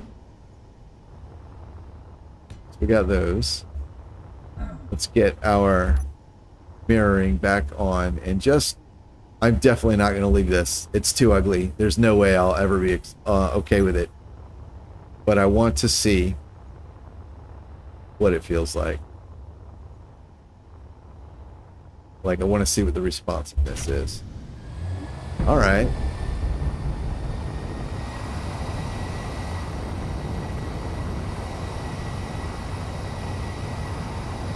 So curious, when I tilt and that, if that causes the thrusters to fire, does that kick on the gravity drive? Doesn't look like it, actually. That sure does. Alright, here we go. Let's see. And there go the turrets. Oh my god.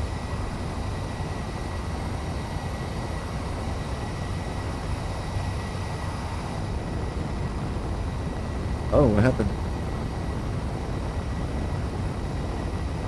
Am I out of power? No. Oh, there we go. So interesting. I'm no longer pegging the velocity.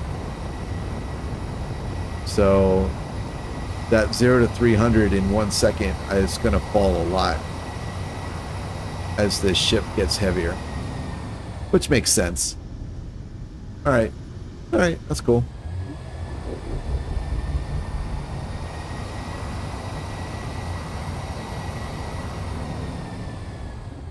Ah, okay, all right, Dr. Sal. Fuel critical. I appreciate that. Hey, Joshua, what's going on? There used to be a calculator for mass equals max gyro effectiveness. Oh, interesting. Yeah, I didn't know that. I'm not surprised. But yeah, I didn't know that. Alright, boop. Right on. So actually, what is that? That's 1, 2, 3, 4, and 1, 2, 3, 4, 5, 6, 7, 8, 16, 32, 64. So it only took 64 more gyros to get it flying the way I liked it. 4, 8, 9, 10, 11, and we already had 44. Well, 4, 8, 12, 44 and 24 is 68. So I had to double the number of gyros. Okay. Alright, that's fine. Alright, now these things keep swinging around. So something going on in my mind is right now this ship and the turrets, everything is light armor.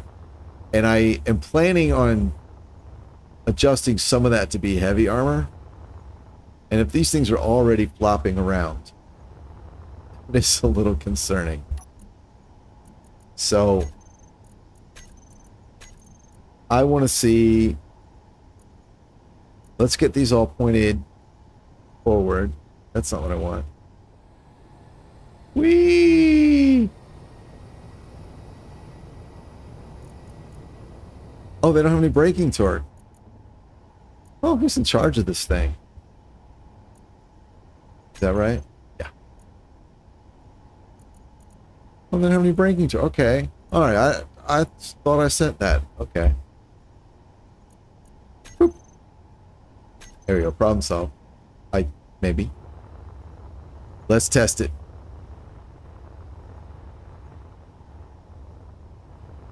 Boop.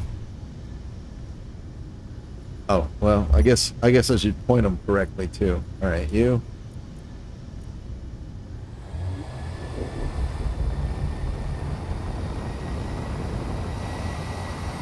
That's kind of funny how it makes the thrusters fire. All right, there's that one. And I'll just watch the angle on the right there. 4, 5, 6. There we go. Cool. Turn up. Yeah, Josh. Yeah, Joshua. That's exactly what I needed to do. Normally, I set the braking torque to be equal to the normal torque. I'm not sure how I managed to forget that. That's something I kind of do standard. So. All right, here we go. 3, 2, 1, go. Zoom. Oh shit. Oh fuck. All right.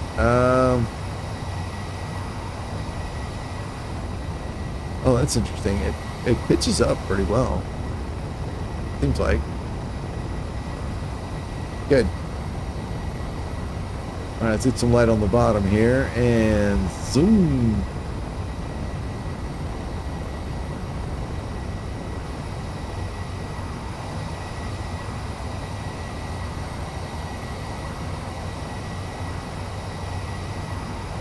There we go. Oh god. Oh god, that's terrifying.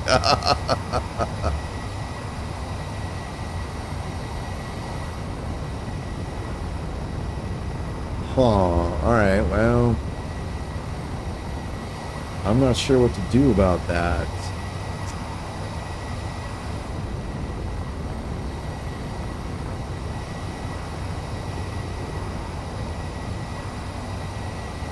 Alright, let's, I'm just curious. Let's get all the turrets pointing forward. I wonder if the rotor lock will hold them in place.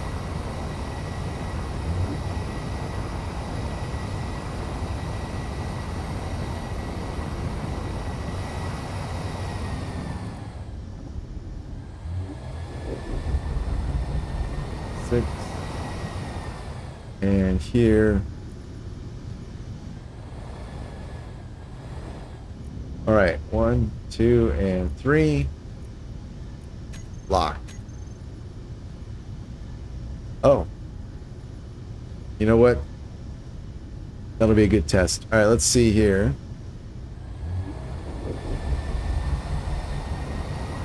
And go. All right, rotor lock does work. Okay, that's good to know, but it's still a problem because if I have to lock the turrets whenever I thrust, that could be a mite bit of a problem in combat.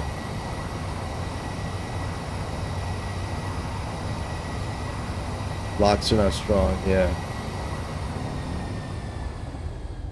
Yeah, I didn't really expect that to hold them in place.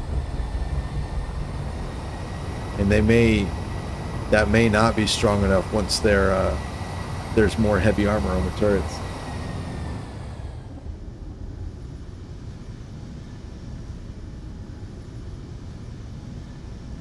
More terrifying is when those subgrids fire through the main hull of your ship. Well, why would they do that?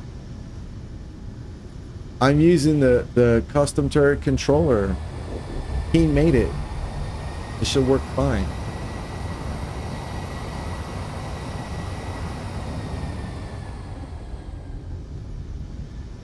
No, that's a good point, though. I forgot about that. Fuel critical. I forgot about that. Because I have this thing. Shit. Where is it? Support. It's a support craft. It's a vector thrust support aircraft.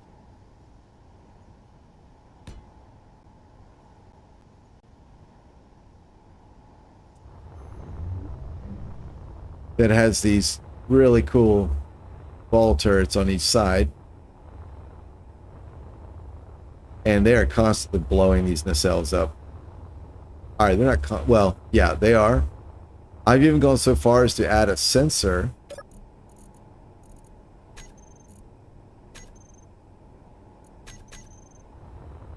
that extends out from the gun, and it's set to detect subgrids. So theoretically, when this area intersects this nacelle, it's supposed to turn off the guns. And I can tell you that doing this did dramatically reduce the amount of damage that these guns inflicted on the nacelles, but they did not stop it altogether.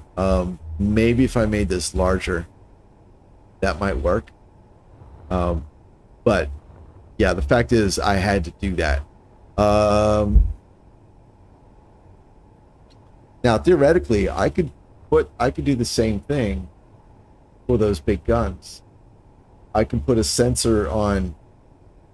I can either put a sensor on each of them, or I can put a sensor on the turret, and just extend the fields out.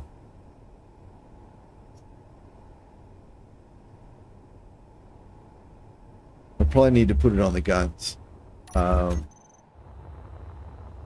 if I just put it on the turret, and say the turret's facing backward, but the guns are elevated to shoot up, yeah, the sensor that's fixed to the turret would see this and prevent them from shooting, even though they had a clear shot. So yeah, I might be able to put one. Looks like both the top spots are occupied. Oh, I didn't know that spot was available.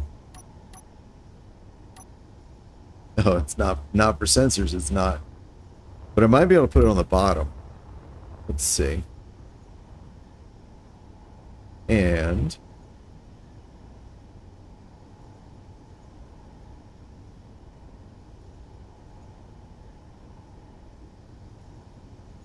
whoop. So down here,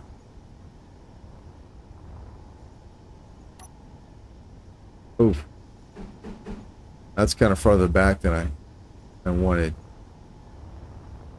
But it might be fine. I don't know if do sensor blocks, do they even have collision?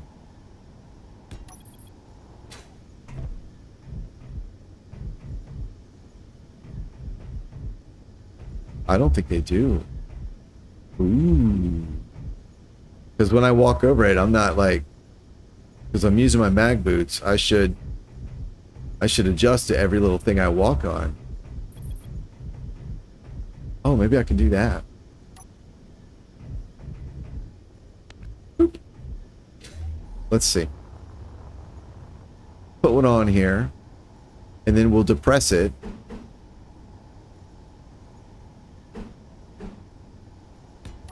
And we'll see if it clangs out. And I suppose, I'm not sure how much has changed since the last time I blueprinted it. Alright, cool. And we'll just depress it all the way down and see what happens. Railgun, that's not what I want. Alright.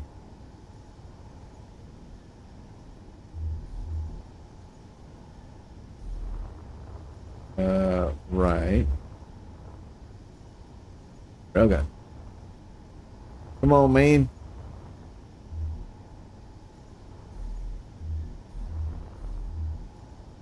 All right, this is what? This is turret number 2. This is gun 1.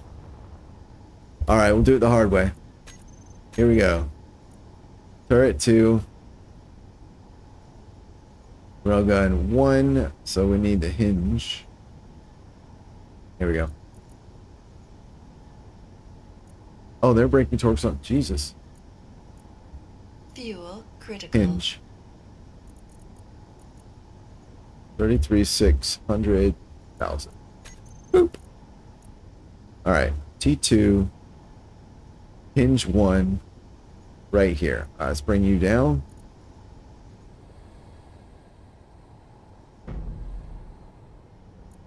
It went down to 0. Oh, that might be it.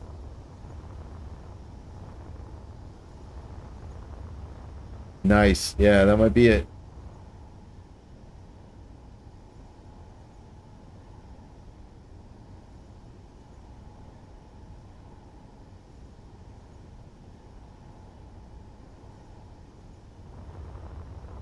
Yeah, yeah.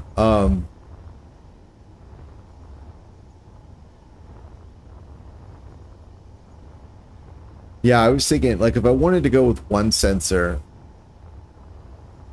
having it be fixed would not work, right? Because, you know, like I said before, like you're getting at, like, if I just check the area in front of the turret body, then when it's pointed back here, these guns will think they're blocked even if they're pointing up. I could, however, add another hinge, because what's one more hinge? Either on top or on front, and basically it would act like almost like an aiming thing. And I could put a single sensor on a single hinge here, and then it would be the width of the turret and extend out far enough for to detect interference with that, for example.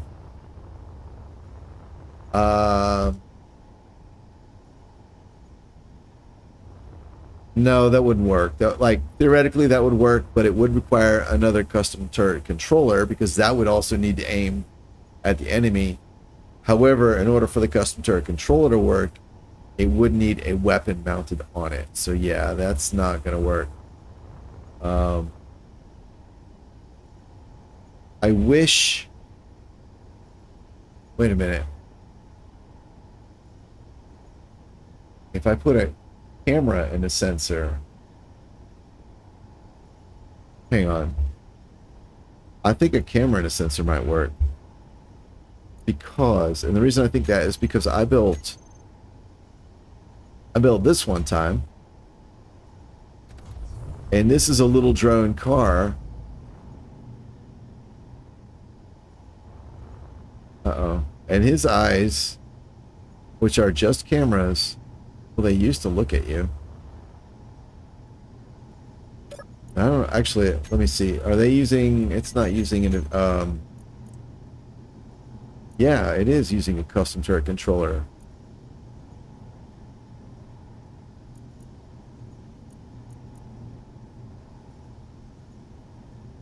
Enable AI. Interesting. Okay, so actually, why isn't it working now? Enable AI, enable idle movement, meteors, rockets, small ships, large ships, characters, neutral, friend, and enemy. That's interesting. It should be working. Is it dead? Holy shit. It's got power. Huh.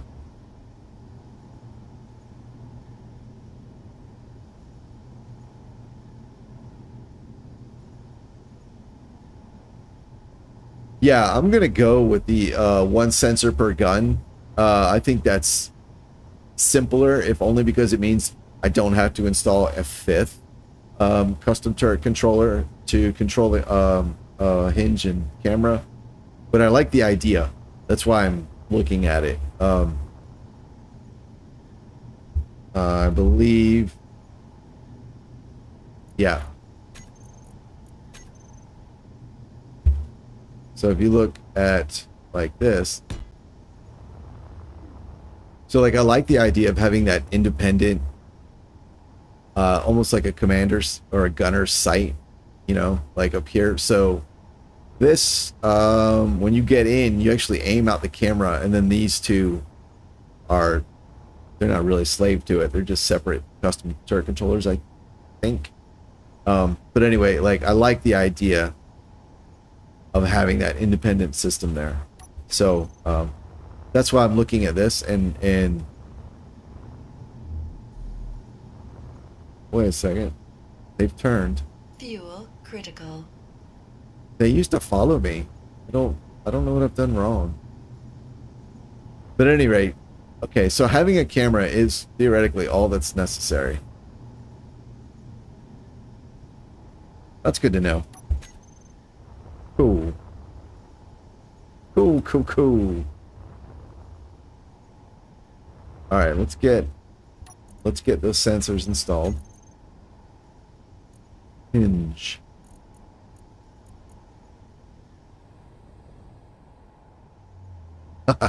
That looks cool. I do have the flat camera, yes. There's actually already one on every gun. Here. Yep. Alright, this looks like a ship that is here to wreck your freaking coastline. Okay. Awesome.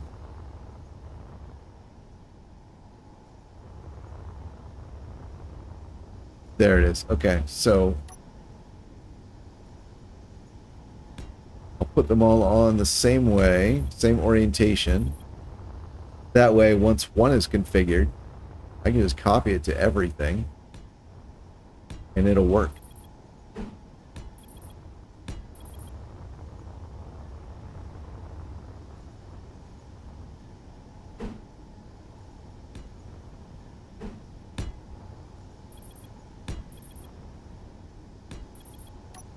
Sweet.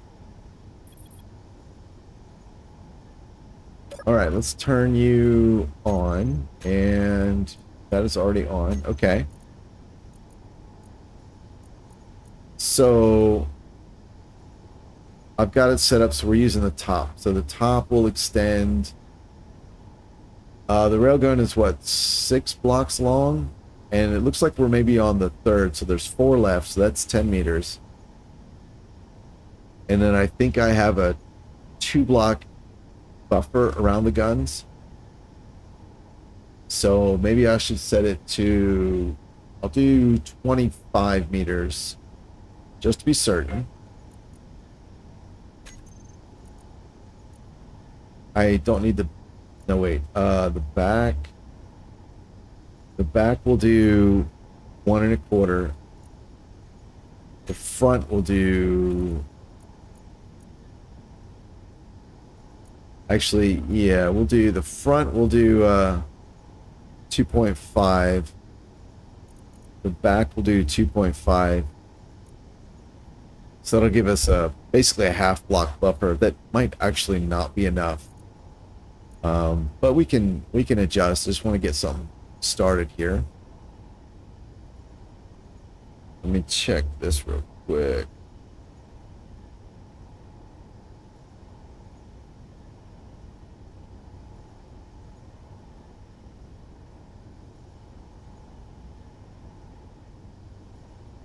All right. Okay.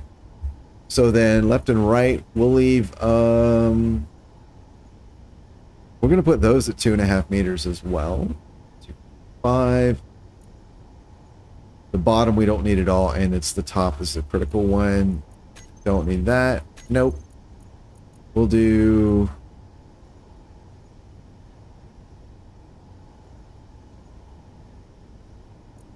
that. That's what matters, not any of the other things. And I think all those can be off. All right, let's see how you look.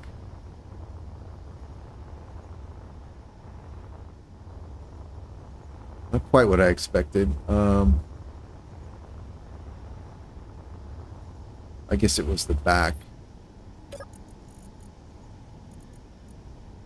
Oh, right, because I forgot to account for the height of the gun itself, so that makes this 7.5. That's where that should be. There we go. That should cover it. Swing that one around. AZ.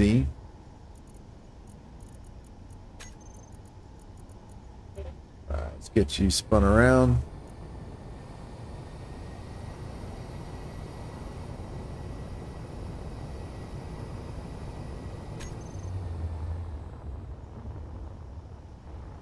Alright, let's get him a little more. Fuel critical.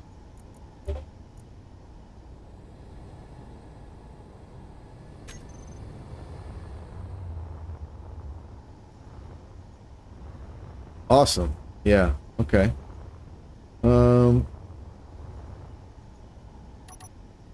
So this here. Okay. So I'm looking at where the sensor field is with relation to the bounding box on the turret there. I think that's fine. I know the actual hit box of the turret doesn't fill that full volume, but I think this will work. Oh, wait a minute. Wait a minute. I told it to detect subgrids. So this is going to keep it from firing. Which also means this will keep it from firing. Which means if it's fully depressed... Oh... Oh, that's tough. That's tough. Alright. Alright, front needs to come back.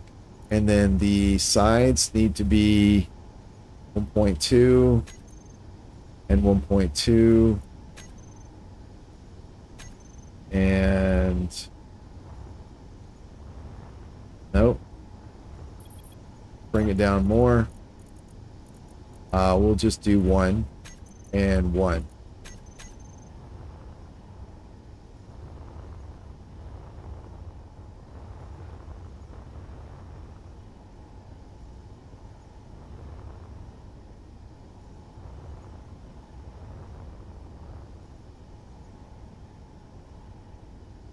It's been red the whole time though.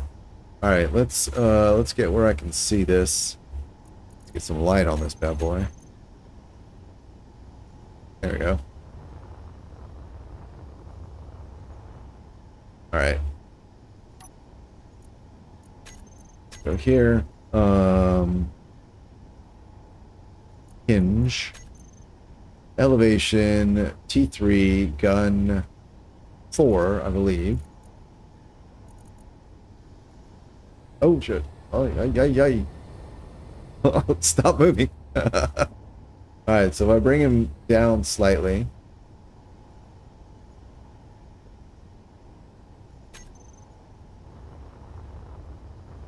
It's not green.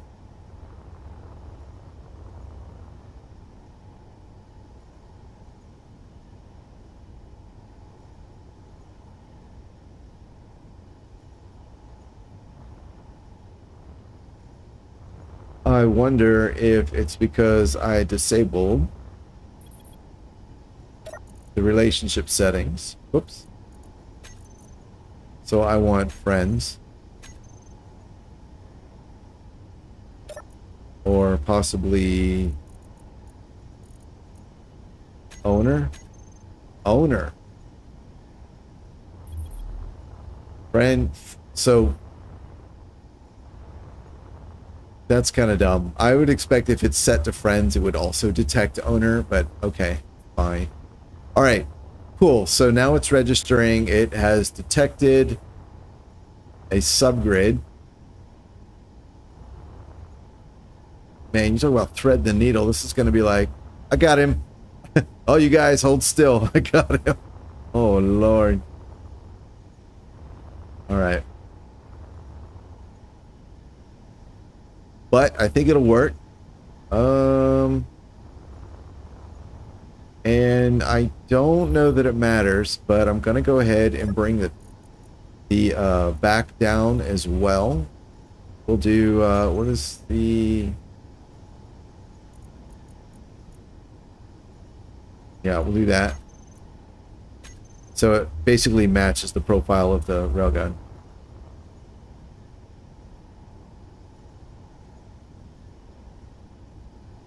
All right. Well.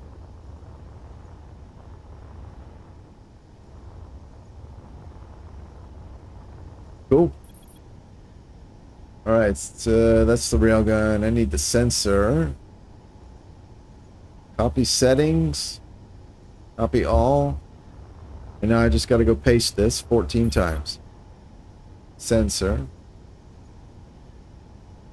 Paste. Sensor. Fuel critical.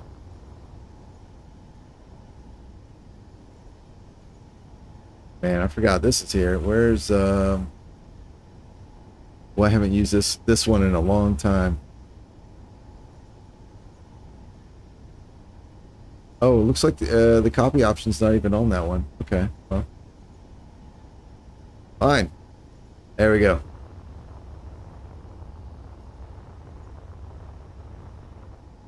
Sweet.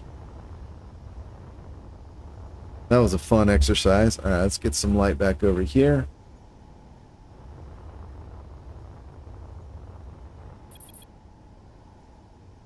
Alrighty, sensor. Paste. Sensor paste.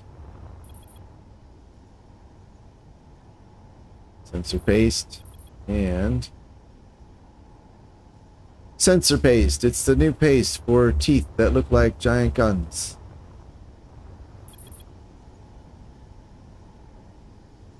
Alright, we're almost done.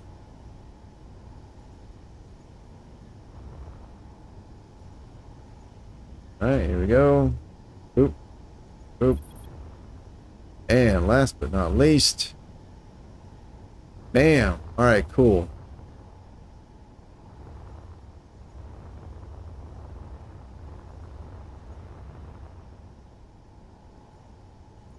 So what I'm gonna do, I'm gonna have the sensors toggle on and off the custom turret controller for the individual gun. I think, because that way, even if the gun is blocked from firing, it'll continue to charge. Or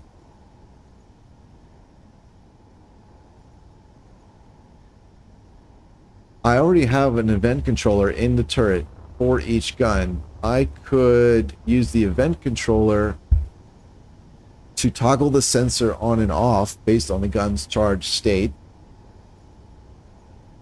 I'll still need to set the sensor to block the gun from firing though. My only concern about toggling the custom turret controller is that one, for 3 of them, that's fine because they only control elevation, but one of the custom turret controllers, I think it's the #1 gun, also controls the azimuth, which the other 3 rely on.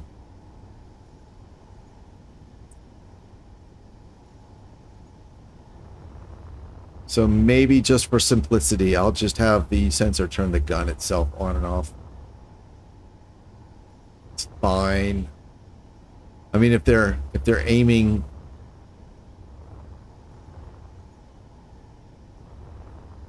yeah, I'll figure it out. I'll come up with something.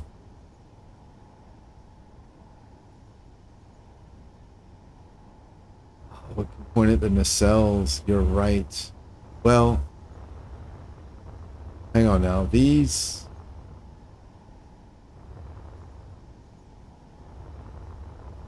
This one can, yeah.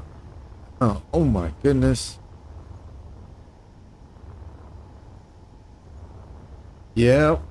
Oof. Now these up here cannot, right? The nacelles are obscured by the hull of the ship anyway. And then here, no, I guess these can, right? They could hit this guy. Oh, that's not good because I don't think the sensors will go that far. Let's try it though. I should be able to adjust them all the same way. And let's go ahead and point the guns that way and just to see. What is all this? Oh. All right. Right. Azimuth, turret 2. Unlock. Unlock.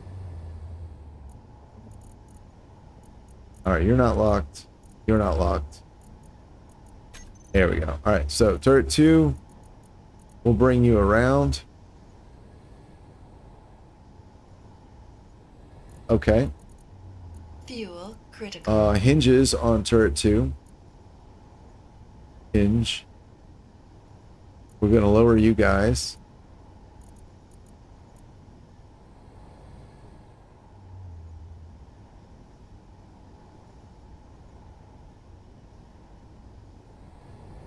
Okay. And then sensors.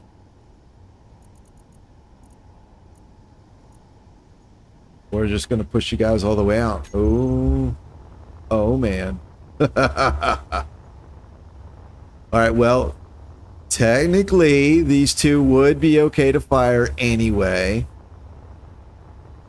Oh, what happened? Oh, okay. All right.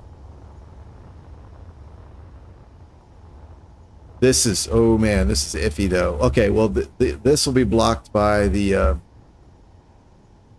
smokestack there. This one will actually also be blocked by the smokestack, so that's good. And then these will be fine. That might be good enough. My only, now, I mean, we're getting like every step is better. And then I go, my only concern is, and I find some other little tiny edge case. What I found with that aircraft that I brought in that had the little ball turrets is sometimes, now it may be different because these are railguns, but with the autocannon anyway, sometimes when I had like a sensor field that was like here, like it was intersecting at the edge, maybe less than that, it would still fire sometimes, and I don't really know why it did that, but anyway, this is still realms better than what it was before, so that's super nice. And then over here, yeah, these have all been lengthened, so let's see, I don't know if this is going to save the cells.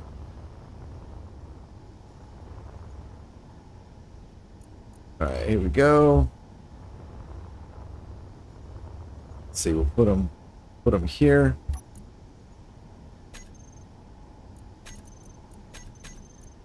All right, hinge. This is gun 3.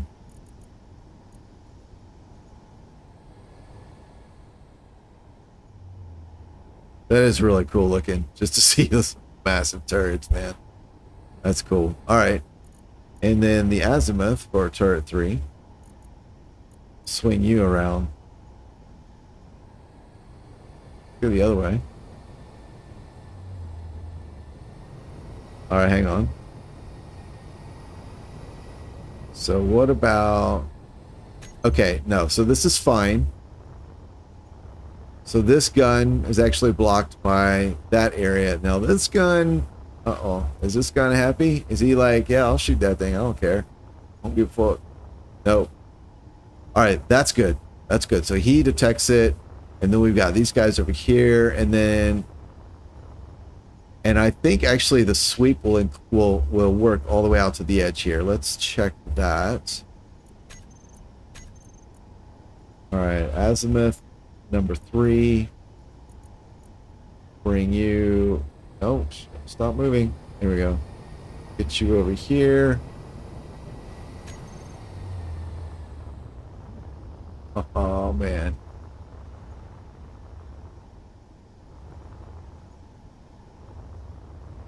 All right, I think that's right at the edge, right at the limit. I think it is green, though. So where it is right now, it's actually still detecting that nacelle. I think,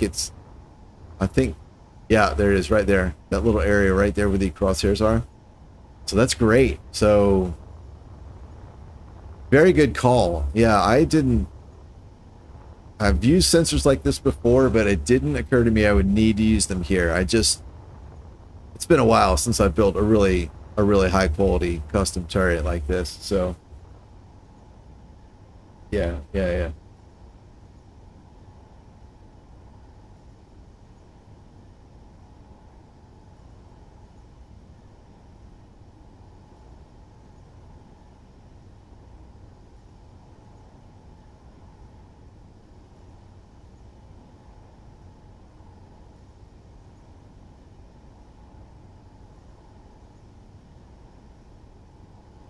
Joshua, are you saying you can have 4 custom turret controllers all attempting to control the same azimuth rotor?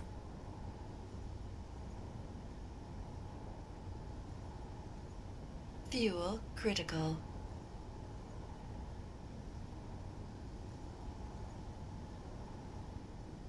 Because that would be really handy if you could do that. I've actually never tried. I think I've oh, I should have done this in the dark. It's so much easier to see. I think I always assumed that wouldn't work. This is so much easier to see in the dark. Oh my goodness.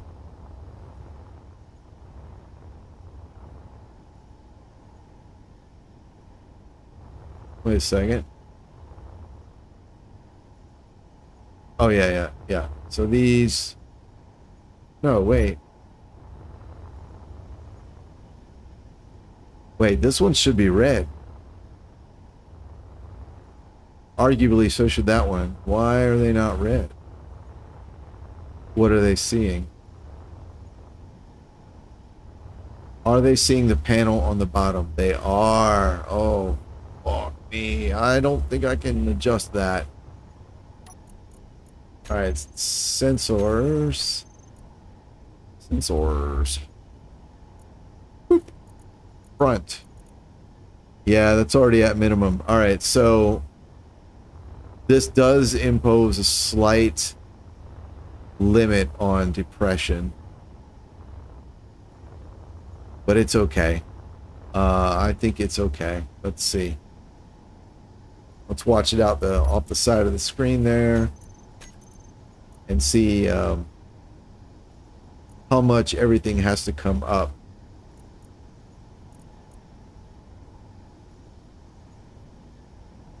There we go. That's really not bad. That's not bad. Obviously, I would rather it be able to go completely flat, but 2 degrees. It's really not bad.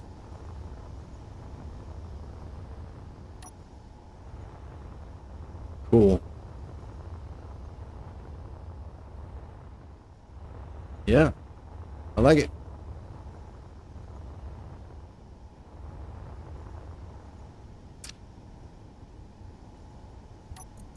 And let's see, we can even go, let's try this.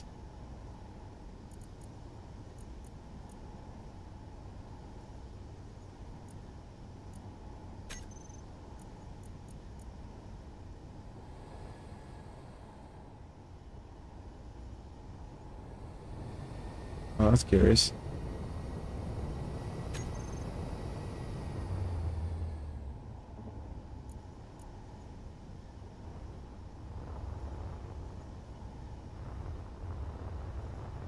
Seemed like they didn't move at all.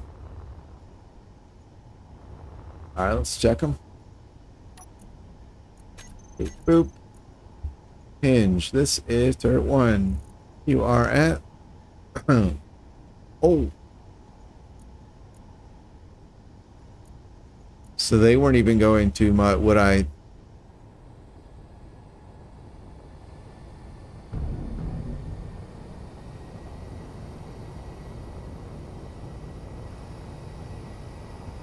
Oh, Jesus.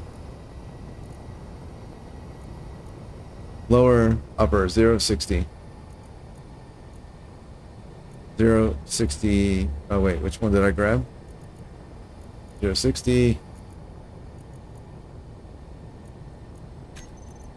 All right.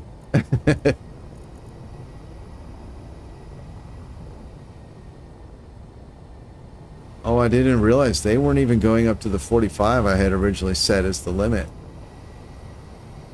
38, wow. Okay. Yeah, I didn't realize that. It's okay.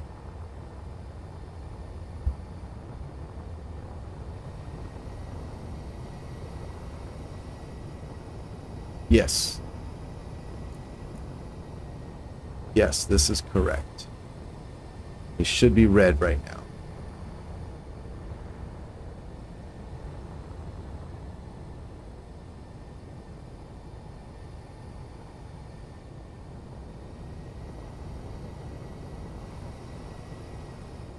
You just only have one powered at a time for better aim. Okay, but that won't work because each turret controller controls the elevation of one of the guns. So if the turret controllers for each of these three weren't powered, then those three guns wouldn't aim or fire. Critical.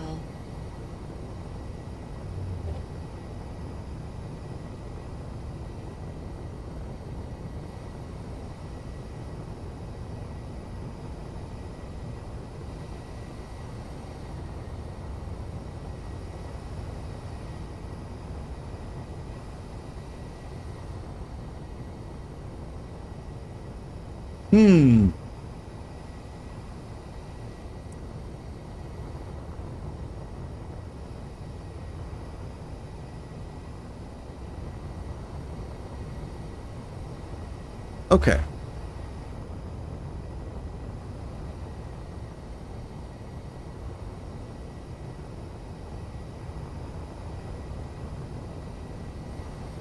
All right, let's look at colors. So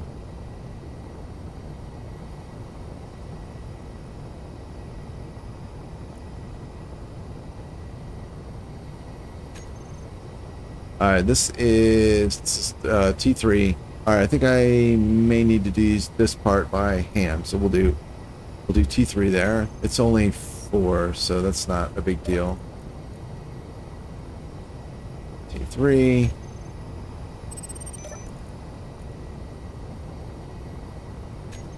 And then here. T3. Okay, so T3. T2, T3. Cameras, sensors. 1, 2, 3, 4 down there for some reason. Okay. All right, so the white ones are 4.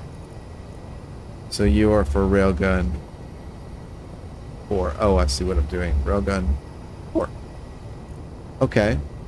And then the light green ones are railgun 2. Railgun 2. The teal is railgun 1. And the aqua is 3. Hopefully that's right. So you say 4 and you say 4. You say 3 and you say 3. Okay, yeah. So that is good. Right on.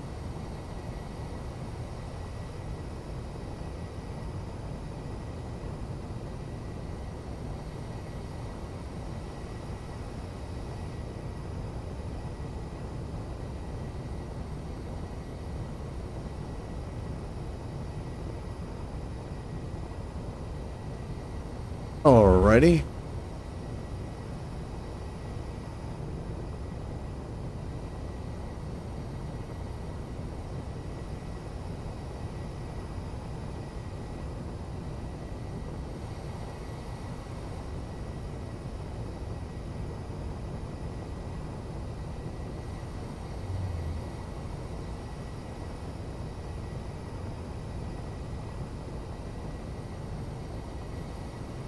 Alright. Sorry, I was just going through some stuff in my head there. Okay, so when you detect the thing, I want you to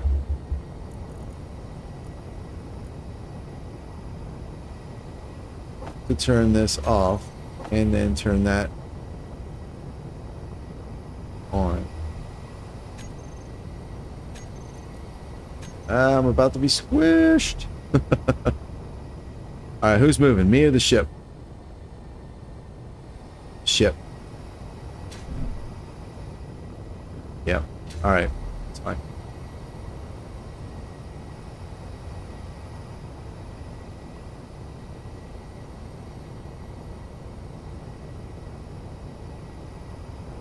All right. I am going to come back to the sensor configuration because I want to put some more thought into how I want that to work. I've seen some suggestions in the chat about setting up the guns so they stagger fire 1, 2, 3, 4. I've always been partial to the full barrage at once just because I think it looks fucking awesome. But I know in practice it's probably better to have the more continuous. So I'm going to think about kind of what I want there and how I want to set up the event controllers and timers to handle whatever it is I decide to go with.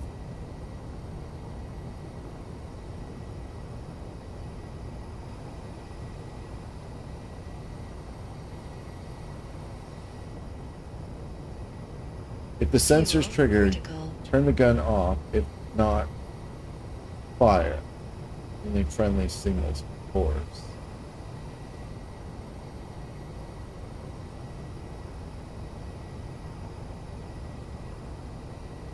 Just use active sensors to skip trading hands between controllers. That way, if 4 cannot fire, it jumps back to 1 and repeats cycling those weapons.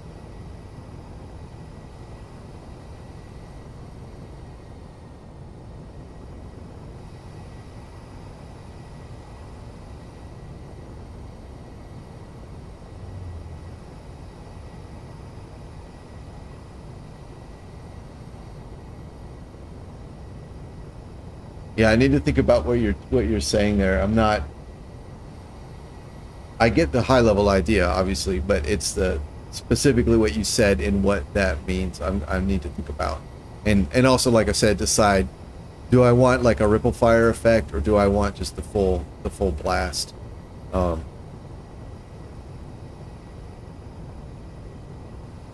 Yeah. Alrighty. In the meantime, I think, you know what, I think I will leave. I kind of don't want to leave the sensors visible. At the same time, yeah, I'm going to turn them off. If I get used to seeing those sensor fields out there, it's going to look weird when I finally do turn them off. Sensor, there we go. Oh, I haven't named them all. All right, let's turn these guys off. Boop. All right, come down here. Get our color, our light. There we go. So I'll get them named, and then I will move on. Lights. All right, you are 1. This is turret 1. All right, so T1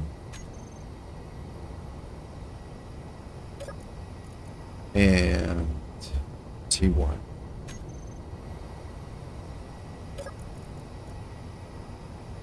T1. Uh-oh. Why are you shaking, Mr. Man? What's going on here?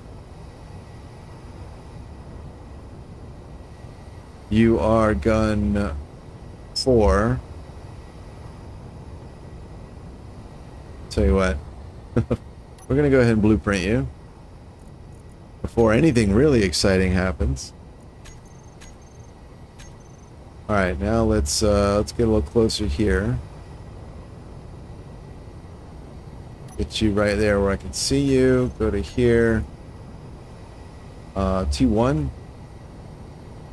Hinge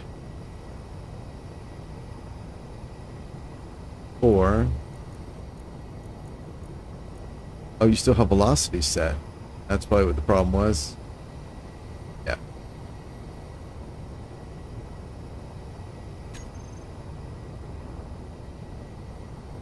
Yep, that's what the problem was. All right, cool. So you're set, so that means all the other sensors are T2. So we can get those in one go. Sensor. There we go. T2. Prefix. Alright, great. So, T1.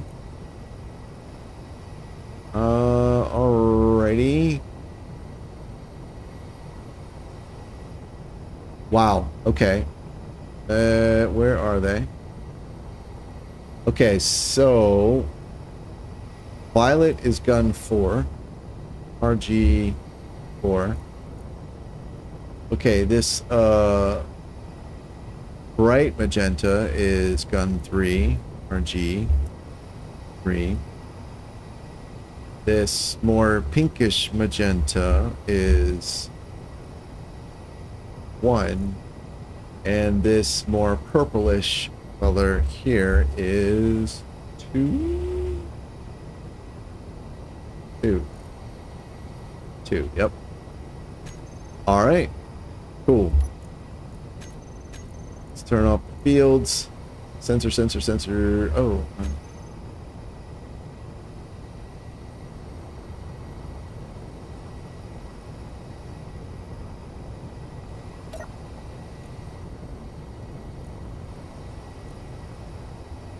Hinge. Gun 1. Oh shit. Alright, let's do this. Critical. Hey, don't squish me. Alright, there we go.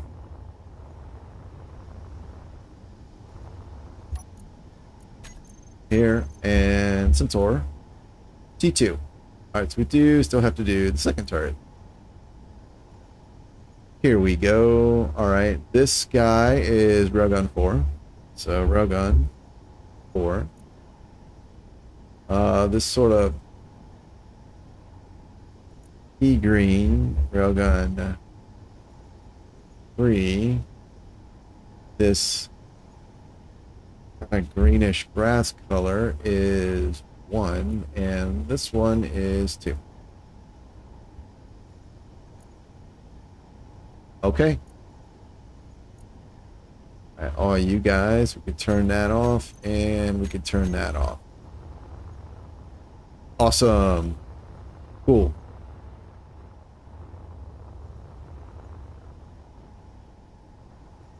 Hey, Disco Pistons, what is going on with you, my man? My person? I don't want to assume. I don't know. Well, I'm glad to see me live too. Oh, live. Right, you mean see me live, not see me alive. I got you. Yes, it's nice to be seen. I'm glad you're here, man. All right, let's see. So, right, let's.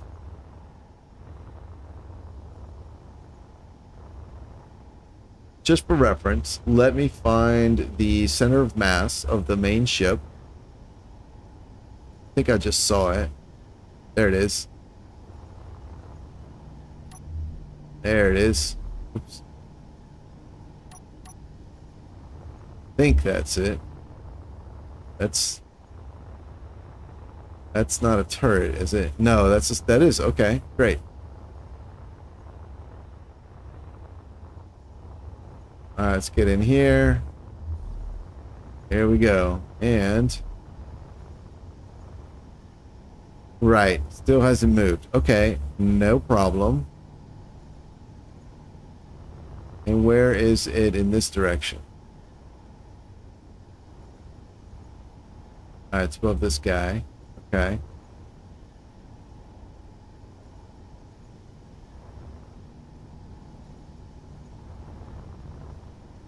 So what I'm thinking is probably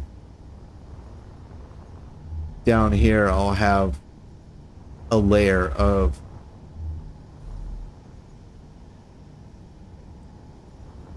I'm not sure about this. What I was going to say is probably down here I'll have like a layer of mass blocks and gravity generators with like real tight fields.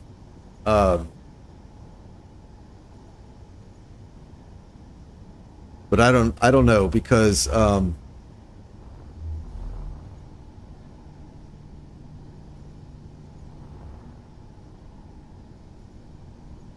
yeah, in order for say because I'm worried about the bleed over from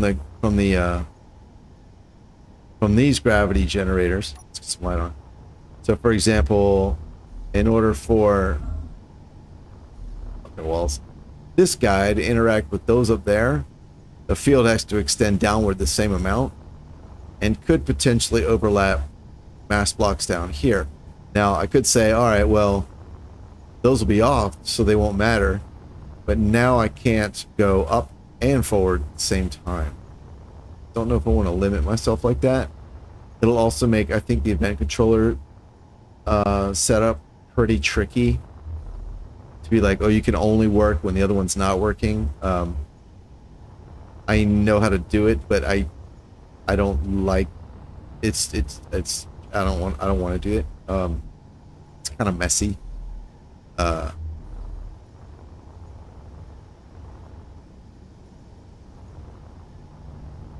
right. Anyway, whatever. There are 4. I need a total of 5 generators. So I could move one of these up and then put another one right next to it.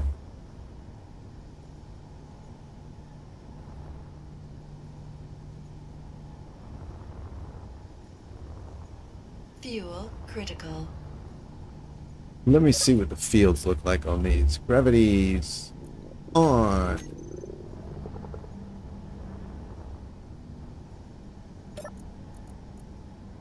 Gravity. Actually, let's do this. All off. We're gonna turn 1 on. Show him. Gravity. Here we go.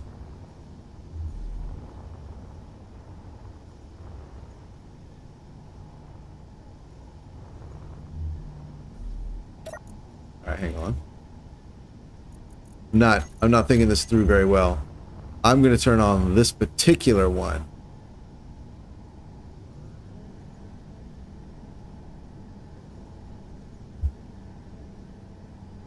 Alright. So this guy, here we go. On, and that's already on. Alright, great. So in order for him, so I believe forward is up. Okay, so left is that way, right is over to here. So he needs to extend to the right 1, 2, 3, 4, 5, 6 blocks. So double that is 12 plus 1. Whoops. Plus 1 for him is 13. So that is that's 3 4s plus 1. So that's 32.5. Here. So his width is 32.5. So over here. Yes. Great. So he extends just to the edge there. And he does extend too far that way, but that can't be helped. All right, now forward and up, down. He needs 1, 2, 3, 4, 5, 6, 7, and 8. I would really like to see how far this is. This is what I should have done. All right, 1, 2, 3, 4, 5, 6, 7, 8, 9, and 10. That's 25. Oh wait, he's here. So 1, 2, 3, 4, 5, 6, 7. Times 2 is 14 and 1 is 15. Okay. So that's 37.5. That is the height.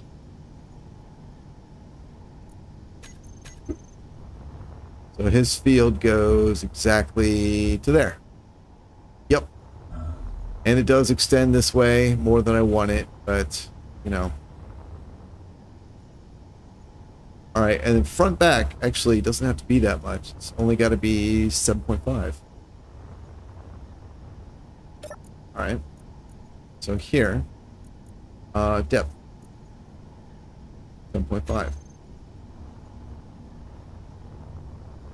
Oh, nope. 1, 2 up. Plus 2 down is 4, and then 1 in the middle is 5. Okay, so so 5 is 12.5. There we go. All right, so now, yes, there we go. So it gets all of the mass blocks, and these settings will work for all of the gravity drives, or all of the gravity generators. Yeah. It's a shame you can't, like sensors and stuff, you can't adjust the individual directions. So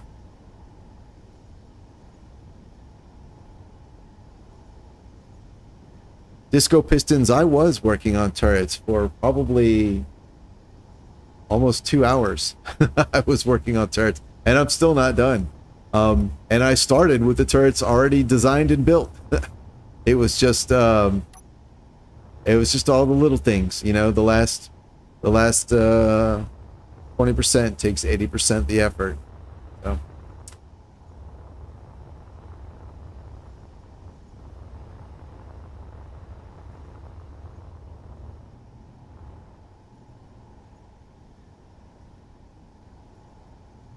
Joshua, what are you asking all about? Fuel critical.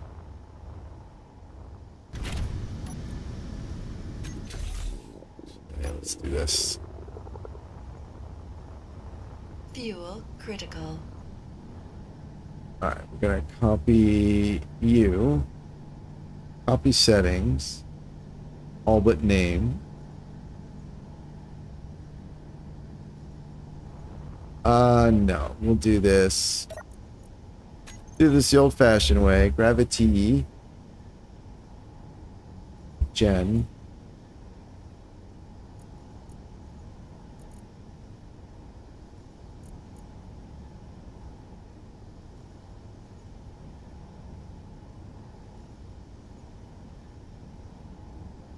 Will the grav gens closest to the cockpit match?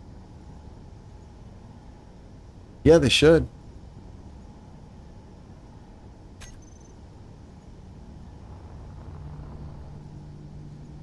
Because there's 2 this way. And then over here, oh, there's 3 this way. Oh. No, they should. Yeah, they will. They will.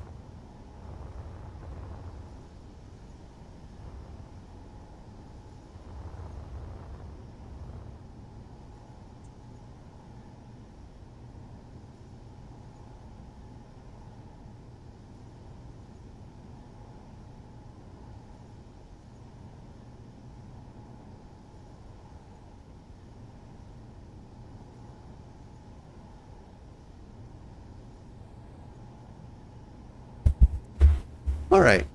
I do enjoy hanging up on spam callers. All right, so yeah, let's come down here and grav generator.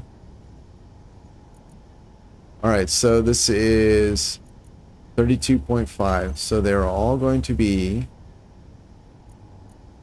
32.5. And then you are 37.5. So they are all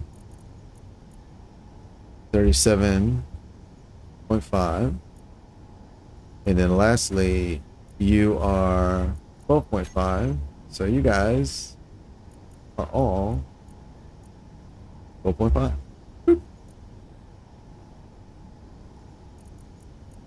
Turn you off, and your name doesn't matter anymore. Beep, beep, beep. Okay. Sweet. Let's see. Make sure the mass blocks are off. Actually, I guess I can just do that. There we go. Alright, so if I turn these on. Yeah, or let's turn on the fields as well. Oh, the visualization. So here, we'll do that one.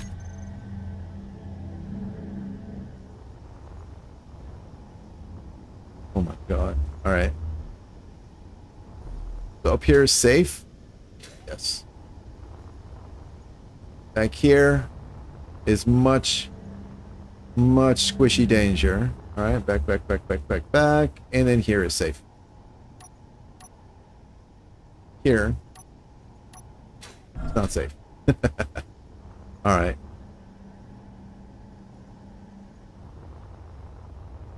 And outside,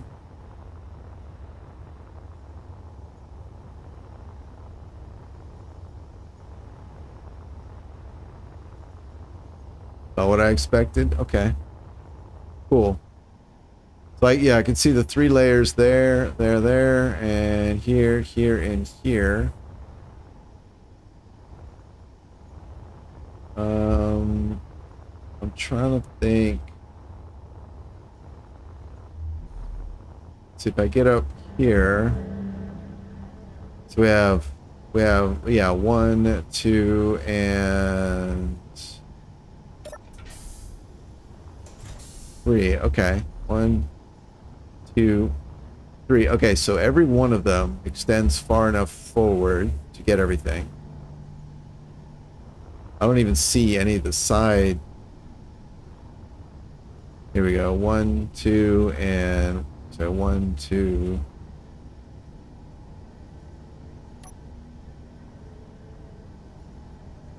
Yeah, 3. Okay, great.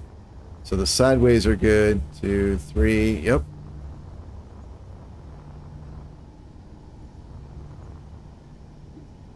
Why do I feel like they're off by 1 to the side here? Fuel critical.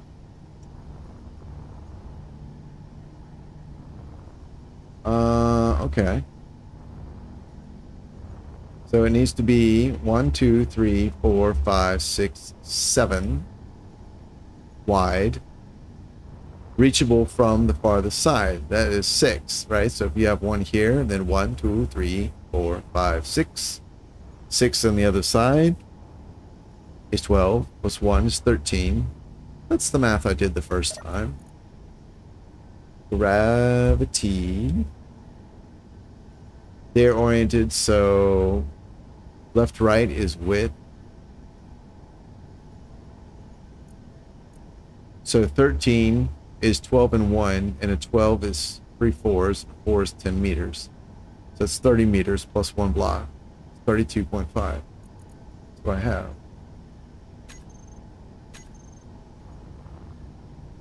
Oh. Oh.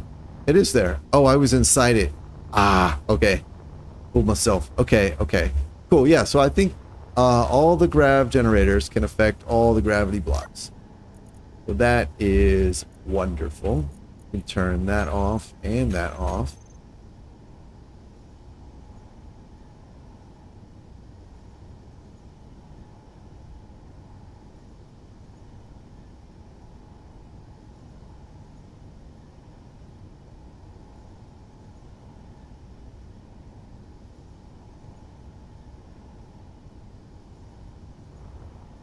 Okay.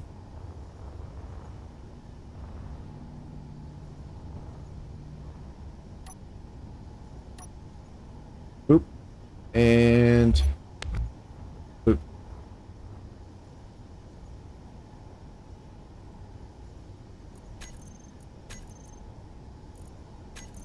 Floating objects. You go away.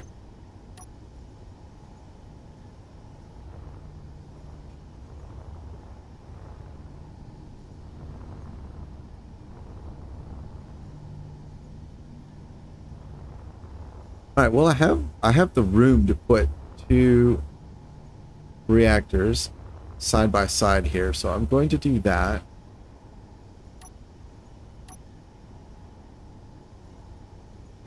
I would like to use these 2. I don't know if that's going to be practical, but I'll put them for now anyway. So that's 1, 2, 3, 4. Do I have one in the back? No.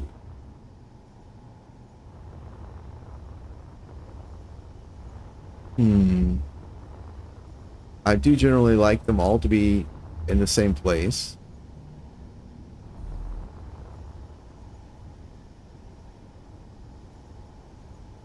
And I think this is these are external blocks. Yeah.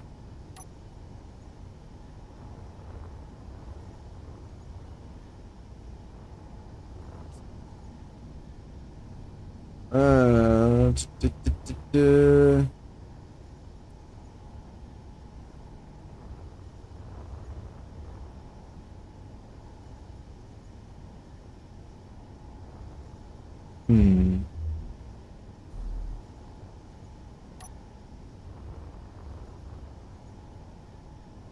Did I lose my center of mass? I feel like I lost it.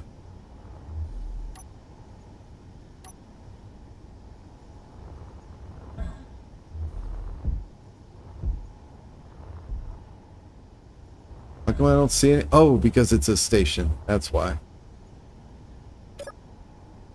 Alright, let's make sure these things are off. Yep. And boop.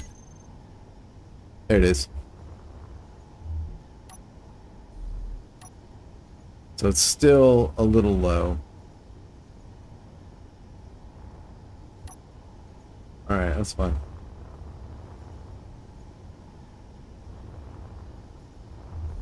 So I think at a bare minimum, what I need is to stop flying up there. So what I need is the drive system, which is for now here. I need power, which I have a temporary system in place. So I got 2, 3, 4, and maybe I'll put the 5th one back here. Fuel critical. Or I could put it down here, but we're already... Alright, one thing at a time. One thing at a time. Alright, here, we'll put the 5th one there. Alright, there's the 5 that I need. Excuse me. So I need my drive, I need my power, I need some cargo for bullets.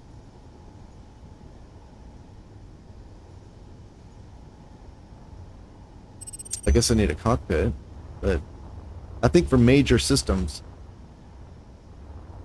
it's kind of all I need. The turrets are all self-contained, so everything they need is part of the turret. So they're custom turret controllers.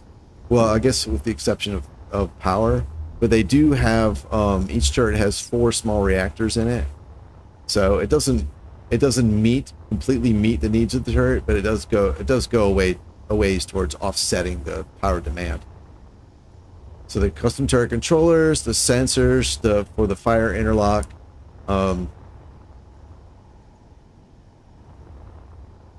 every gun here has its own magazine. So okay, I guess I do need to have everything conveyored, and then probably a central cargo for like ice and maybe extra ammo. I don't know. I feel like most engagements, I wouldn't even use all the ammo in a single small container. I don't know. There's a lot of things I've learned about fighting. Not that I'm terribly proficient about fighting, but the things that I have learned are all based on much smaller ships. And I think some of those things that I've learned may not apply the same way to a much bigger ship.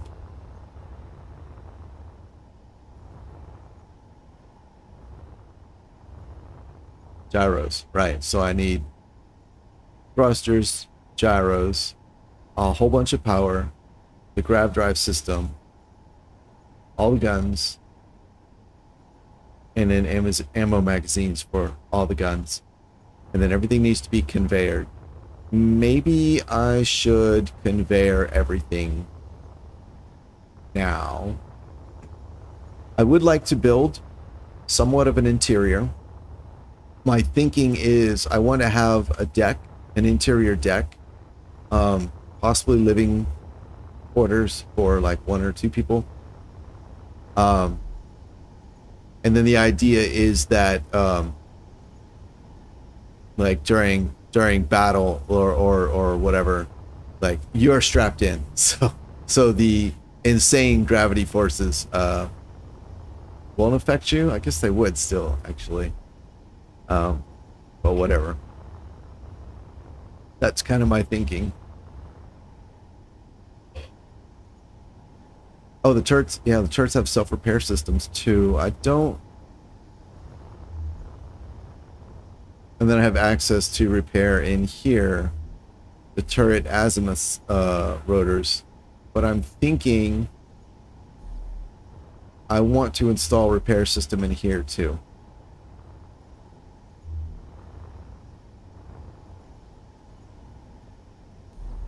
So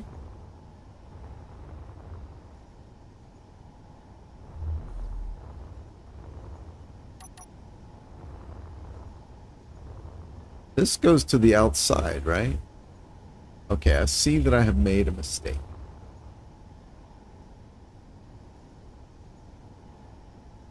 Yeah. This rotor should have been up right here. Because now to run a conveyor to this turret, that conveyor is going to be exposed to the outside. And I do expect to get shot in this area. Alright, well.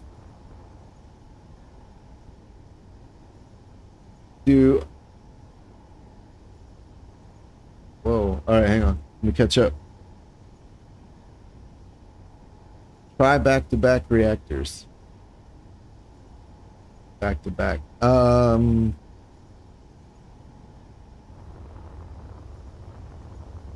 up here?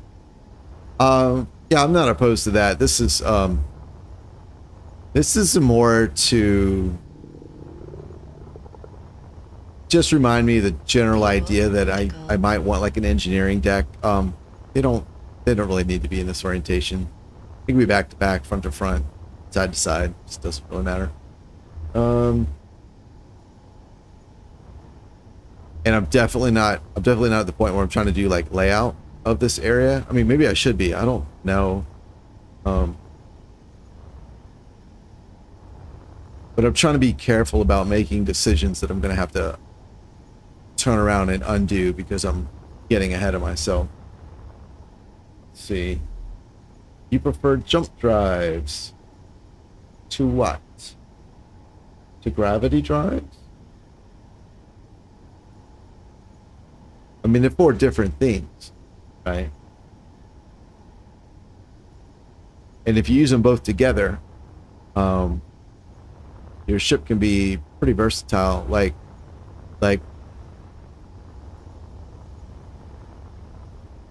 even with a gravity drive will let you just go linearly very long distances, or long distances very, very quickly, right? But a jump drive is instantaneous, or it takes 10 seconds plus a 7-minute recharge. But you can go whatever distance you have power to go, you know, so it's good for long distances. And then in combat, you put all the sliders for distances like down to either 5 or maybe 10 kilometers, and then each jump drive will let you do like a blink move, right? So you can pop in 10 seconds from here to 10 kilometers away, and so you can hop to the other side of somebody, or you can disengage like really quickly if you need to, or something like that.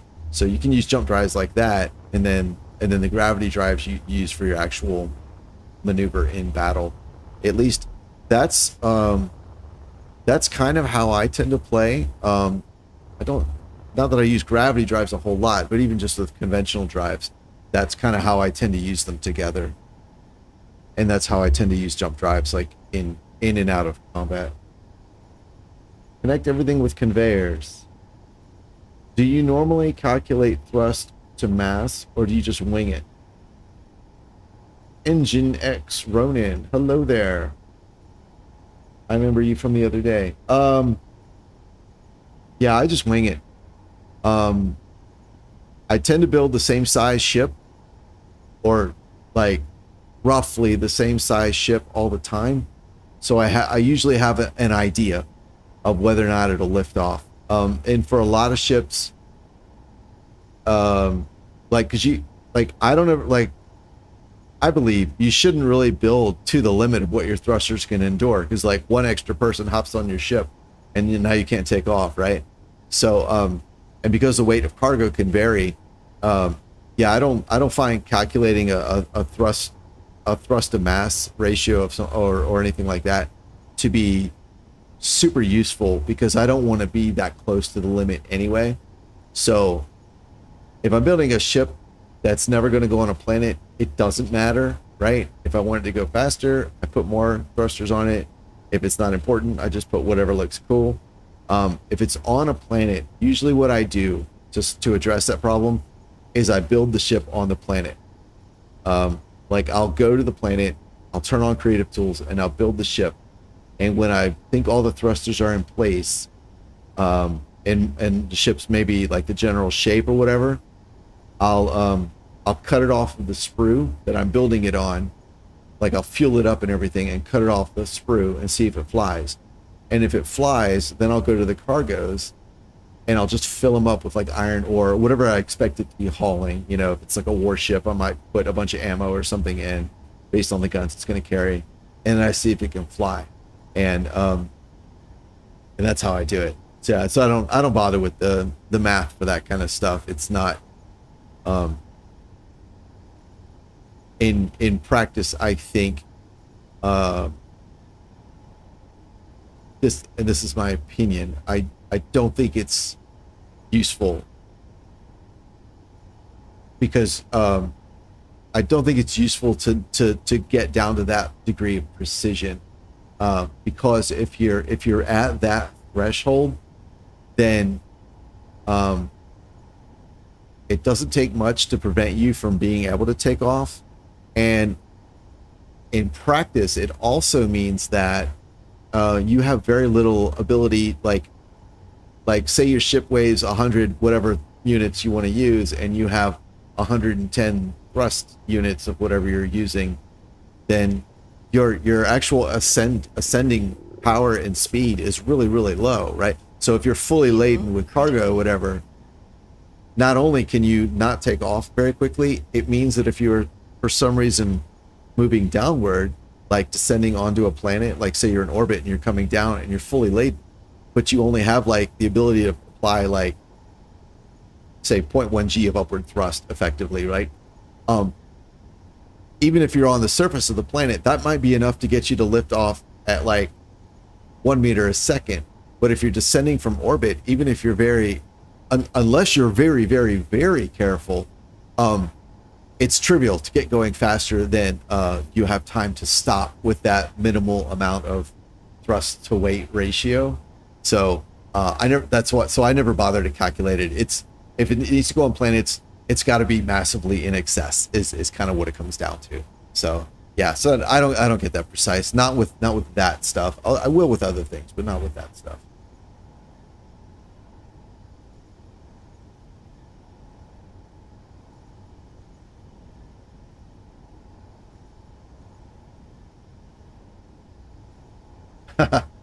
Yeah. Do you prefer proper mass to thrust? I guess it depends on what you mean by proper mass to thrust. Everyone builds different, you know. So again, I'm just speaking from like my design philosophies. In my experience playing, I have found that when I've had things that have just enough thrust to fly and carry whatever I want them to carry, inevitably get into a situation where I'm, like I said, descending from orbit, and even though like the gravity boundary is say 40 kilometers out from the surface, if I'm going 30 meters a second, you know, within a few minutes of entering gravity, I still don't have enough time to stop, you know. So that's why I'm like, if it needs to be doing that kind of thing, give it a lot of thrust, you know, and it's just what it is. Yeah. Hey, Nginx. Yeah, no problem, man. I hope, like, I'm trying to be respectful of the fact that, like, everyone plays different and everyone considers different things important. So, but I know I have a tendency to speak, like, I went to journalism school, so, like, they teach you to like speak or write in certain ways that are kind of more assertive or more declarative than is you kind of learn to speak naturally. So I'm trying to be careful about you know, respecting that everyone plays different, and that's, you know, there's no right or wrong way. That's totally cool. While giving my opinion on what works for me and the decisions that I make and the reasons I do things. So yeah. So I'm glad. It sounds like it was helpful. I'm glad to hear that.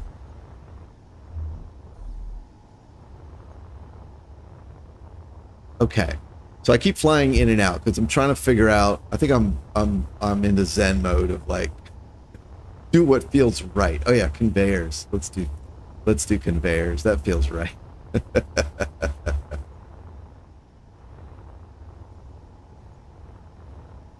Oh, it just occurred to me. Hang on. So my grab drives are still working, right? They're still... Yes, they are. So if I really need to, it's a shortcut. But I can do this, right? So if I toggle that on and then boom. Oh, it didn't go. Oh, there we go. Nope. Oh, right, I gotta hold it. Yeah. Oh shit, we can go stop like that. Boom. Interesting. All right, what if I do this and then I put the dampeners on? We slow down to 120. Interesting. Because that's the... So I have a relative top speed mod on here, and that calculates your top speed based on the mass of your grid. Okay, so that mod is basically saying this ship is limited to 120, and you can customize the settings. So whatever settings I've got, which I couldn't tell you, I don't think they're default, but whatever they are. So this ship is limited to 120. The grav drive will let me exceed that, but if I put on the dampeners and coast without that constant acceleration, it slows down to its coasting speed. Okay. All right, that's cool. That's really cool, which means in vanilla or without the relative top speed mod, I think it won't make a difference because your speed limit is 104 regardless of your grid size. So yeah, I think that's just a quirk of this mod that I've got on. It's kind of neat though. All right, let's get that on, and then not cutting on. Interesting. Ah, it's an event controller, so it only cuts on when the thrust passes the requirement of 10%. So if it's already past 10%, it doesn't. It's so tricky. All right, so when I take my finger off the throttle, they don't go to zero. They spool down, and if I put my finger back on the throttle while they're still above 10%, the gravity drive does not re-engage. See, I hit the drive there because the dampeners had the override above 10%, and it did not turn on the gravity drive.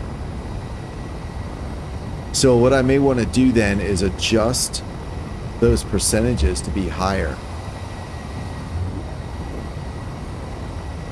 So I make this say 90%. Okay.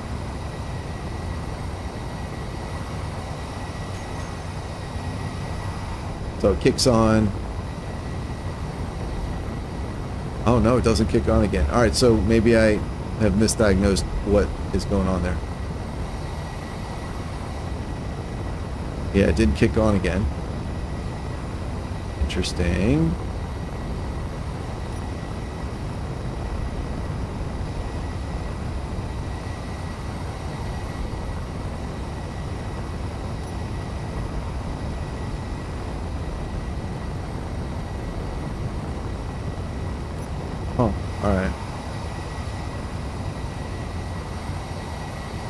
We are 500 kilometers away from where we started.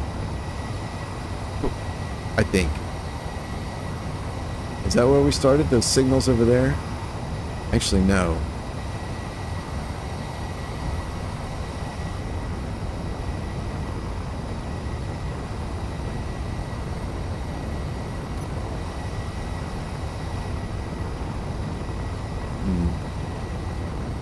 All right. I'm not sure. I don't think I'm correct about why it's doing that. And so what I'm going to do, I'm going to set this back to the way I had it. And that way I've eliminated one variable from the system of whatever's going on.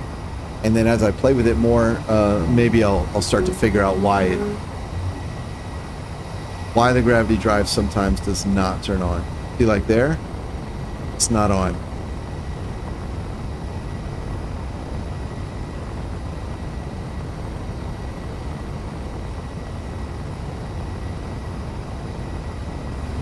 So if I'm not moving and I hit forward, and if I take my finger off and it starts to throttle down, and then I hit forward again, gravity drive does not cut back on.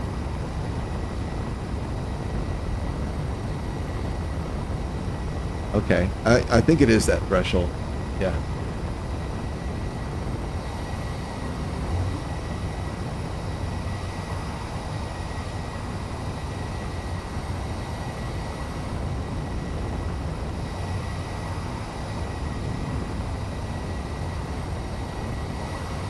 Proper thrust is the ability to accelerate at a fair amount, not to waste fuel.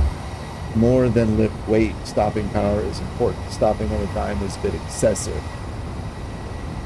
So I agree with that, but that also still sounds like opinion, right? Because when you, like, and I say opinion as in like, it comes down to what matters to the designer, right?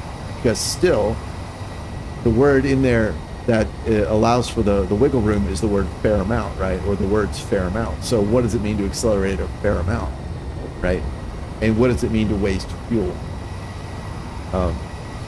In the game, right? Obviously, in real world, you can be a lot more specific. So again, I still think it comes down to like, what is design requirements based on the person doing the designing, you know?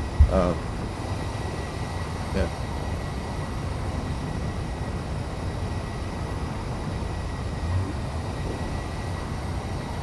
Oh, okay. So, I see here. You said a better way to say it: if additional thrusters do not affect acceleration, that is excessive. I would agree. Yeah, because that's measurable, right? I would totally agree with that. I didn't know that was even possible in the game to get to the point where extra thrusters don't improve its acceleration. I had no idea, but yeah, that makes sense. Yeah.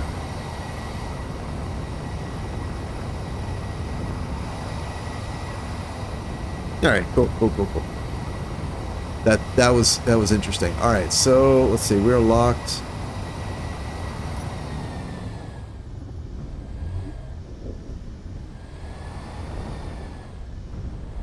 Forward, backward. That's awesome.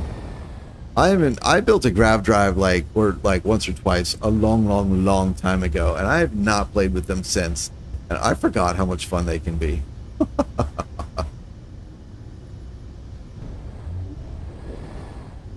All right, sweet. So yeah, conveyors. Fuel critical. All right, conveyors. I think I will start at the front. So these are the 3 turrets on the side. I'm going to go with pipes. I know that's not as well protected as like the reinforced conveyors because they don't have any mount points other than the connection. But I'm okay with that. I don't know how much of here will be like you'll be able to go to as a character as I fill out the interior and get a better idea of like what is accessible and what is not, like what will be permanently hidden, if anything, then I may come back and convert some of this to like reinforced conveyors, because I know like if that got broken and then that one got broken, now these three pieces are loose, right? Because they have no other mount points. True. What I find though, again, this goes back to my personal experience playing, is that a lot of times it's, while that is a detriment, like that's a problem, that's usually only a problem once in the combat. And in my personal case, because a lot of my ships don't last very long, it's only a problem once because the ship doesn't live after that. But what's a problem more often is maybe getting to those things to repair them from like catastrophic damage. So and you see that, and you actually see that in real world military systems. You'll see things that are built like think like a jet fighter, right? You'll see it'll have markings on it that contrast with its camouflage, or like a tank, right? And it's like, why would you do that? That undermines the camouflage. And it's like, well, yes, but that's only going to matter the one time. Whereas, you know, people are going to be crawling all over this thing and getting to this part or that part, and they need the safety warning, you know, far more often than when it's in combat. So, I don't know if that's necessarily a great decision or not, but I do see it in the real world. So I'm like, yeah, you know, there's at least rationale for it. So, but at least in game, I do encounter that in the game where there'll be things where I'm like, I'll be looking at something, for example, like that, and say it was like that all the way down, and I might be like, okay, there's a wall to my left. I don't know what it is though. I guess, like, you know, and then it comes like, all right, what is this? Oh, it's a conveyor. What is that? What is that? So I mean, there's solutions. I'm not saying that it can't be solved. It's just a convenience thing, you know. So anyway, that's my thinking on that. I do often make suboptimal decisions, just because I think it makes things more interesting. I like the role playing that it can add. Oh. All right, these are more side turrets. That is a side turret. I think what I'll do for these is, like, I'll do like something like this, and then put my pipes in.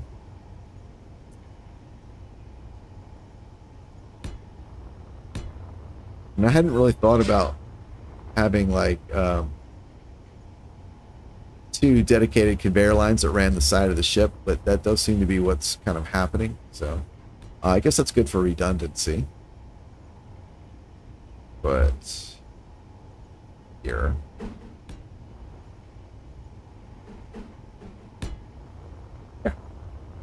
yeah, that'll work.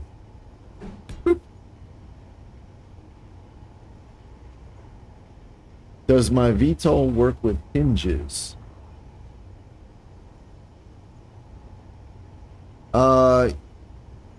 Yes, it does. Yeah. I will show you. Let's see. I believe it was maybe. I just built one that uses hinges.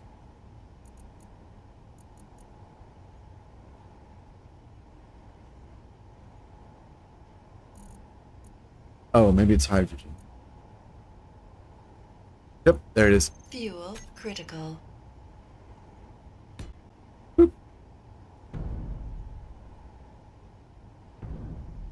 What's it going on? Oh, we're still moving. Oh, shit.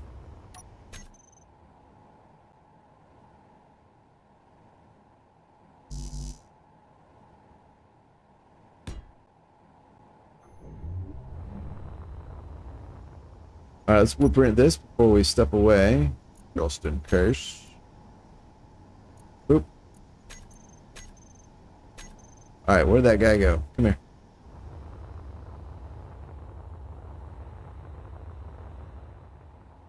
Oh, thanks, Joshua. All right, I'll check that. Thank you. All right, here you go. I don't know. Oh, that's neat. I didn't know I could do that. Well, apparently I can't. Okay, there we go. So this guy has, he uses hinges for his VTOL stuff. Now, I don't have the thrusters going like the full 180, but they work. They definitely work.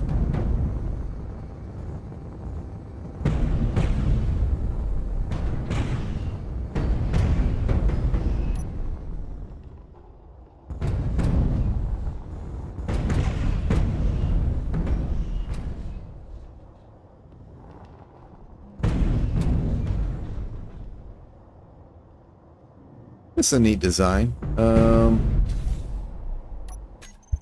And I think RAB.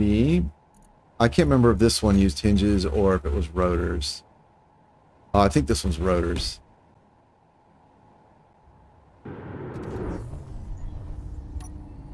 Yeah, oh, okay, this one's rotors, but it still works. Like it works like they don't have to have a full 360-degree range of motion. Oh, this is in space. I won't be able to show you. But yeah, they'll work whether they're hinges or rotors or whatever. And you can restrict what they turn to, and yeah, they'll work fine.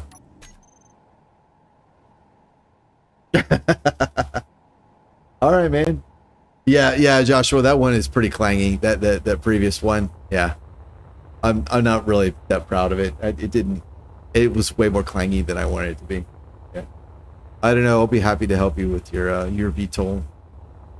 VTOL builds. All right, what's going on? So apparently one of you bastards is not locked down correctly. So hinges here. 33.6, 1, 2, 3, 4, 5. Here, 33.6, 1, 2, 3, 4, 5. And then the azimuth, 1, 2, and 3. 2, 3, 4, 5. 6, 1, 2, 3, 4, 5. All right. On off. Hinges. On off. All right. Should be fixed now.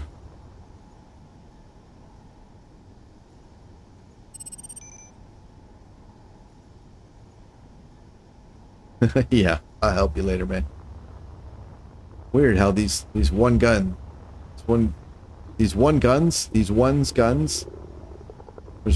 on each turret that is just like, I'm gonna do my own thing. All right. Everybody loves laying pipe. There you go.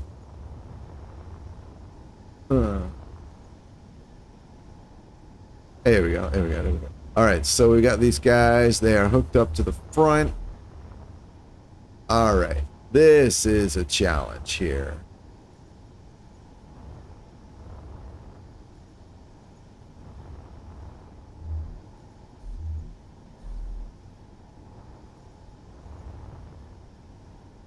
All right, now I will come back to that.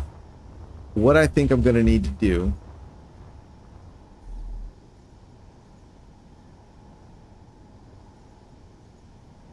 who's moving, me or you? You are. All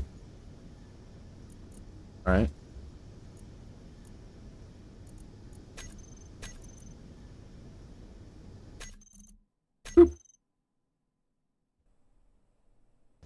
All right, what I think I will need to do is bust this pipe, add a new rotor head, and move this rotor up.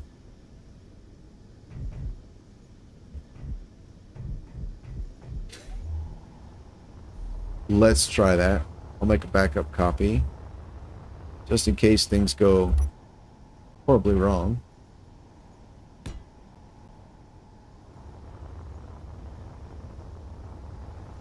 All right, so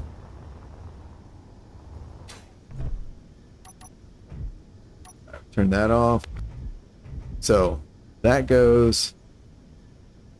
Oh, I didn't want it to drift. That sucks.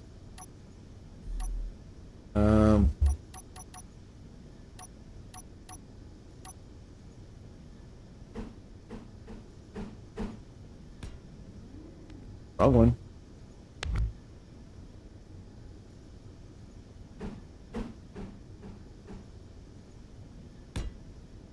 Oh my goodness. I just made the same mistake, didn't I? Alright, let's get this guy here.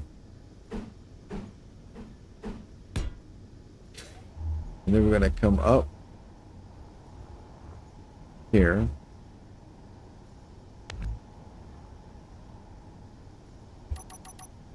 Get the rotor in here. Advanced rotor. Oop. Kill that.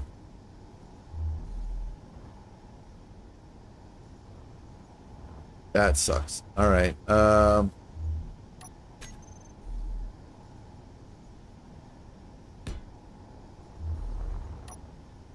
Put the advanced rotor part. And then the really fun part is we get to hurl it through space. Where is it? It's here. Okay. So we get lined up here.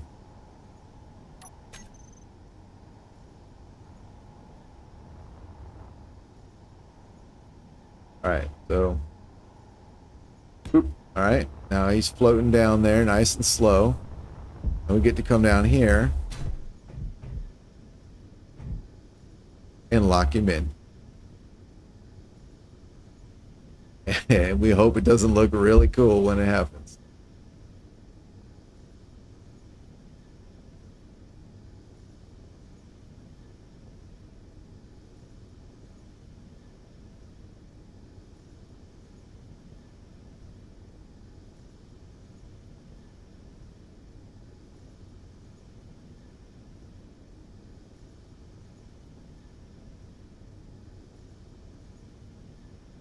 Like a glove. A very big and heavy glove. All right. Outstanding. Awesome, awesome, awesome. All right, let's, for now, I'm going to get rid of this enclosure.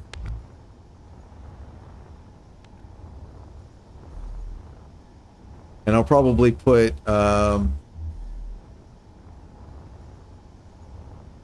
a troffer light or something so it's illuminated so I can get in there. And then also I think I want to put a welder. I remember thinking about that earlier.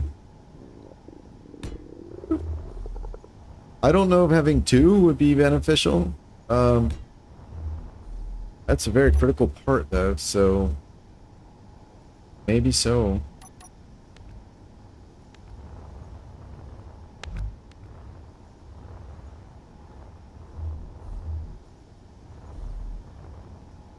And that will get...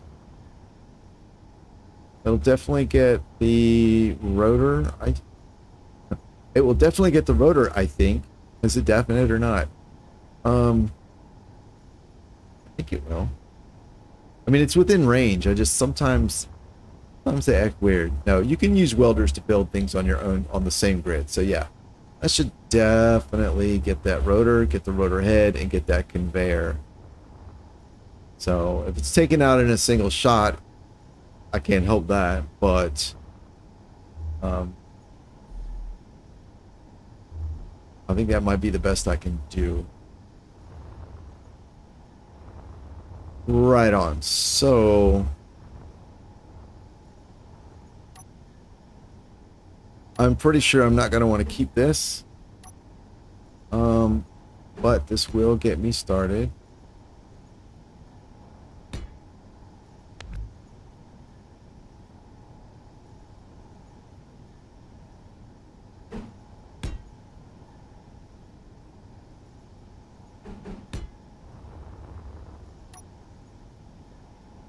All right.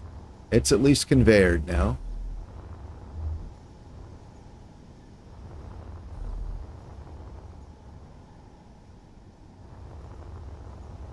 All right, all this to the back. We have side turrets now. The central guns.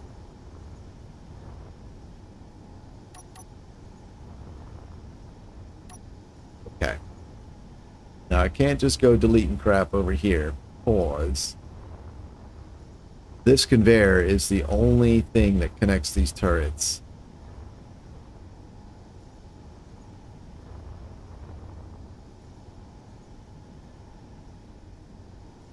So if I put that,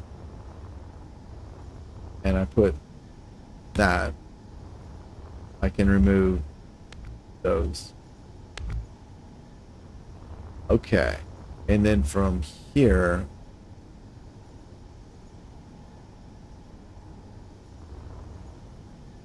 okay, if I can put my welders, I could put 2 up, right? Like so. And then here I can put 2 down. So that gets those protected.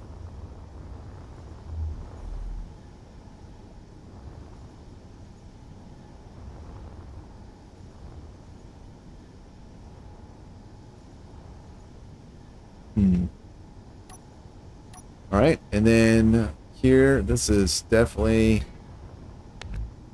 not going to stay like this, but gets it functional. Is that? Why is there a random? Oh, I see. Okay.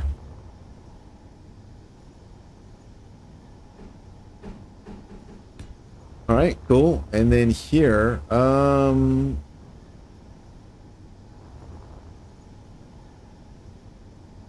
actually, no, they're conveyored through the actual junction in the middle. So yeah, I don't have to add more conveyoring to those guys. So that's cool. Okay, I'm obviously gonna have to do that. All right. And I guess we can continue running. All right, these are O2H2, yeah. So let's continue running this. Here. We'll do these guys. There.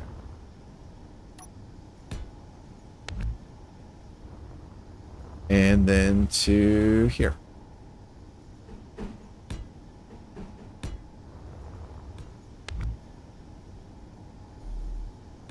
That's cool. I like that. All right, we do need a way to get this to the center to reach the reactors. Also the thrusters up there. Also the turrets down here. Oh, I forgot about those. All right, let's lay these down. Boop boop. And then here.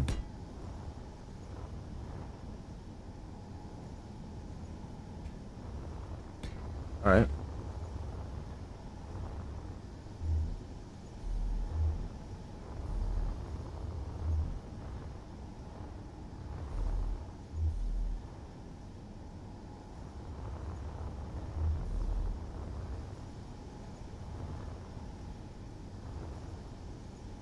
All right, we'll put a T. So we can bring that up, and then we're also going to put one here.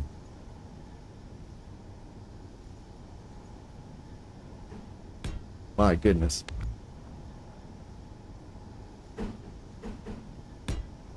And then one here. All right, now you...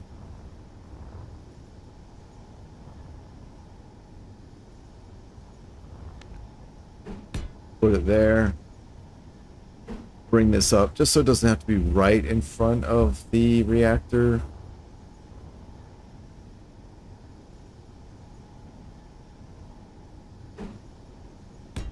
Do this.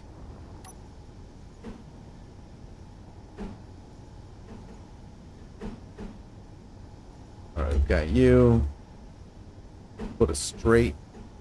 And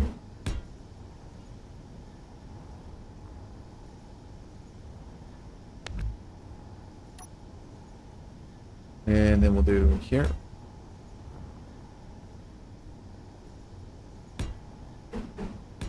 Here and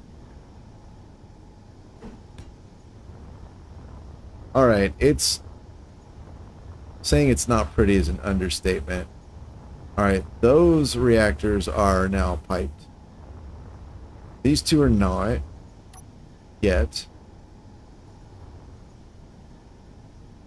Nor's up there. And then back here we have 1, 2, 3, 4 turrets. Nothing on the bottom. Oh, good. Where'd those guys go? Are those piped? Are those even accessible? Oh, shit. I don't think they are.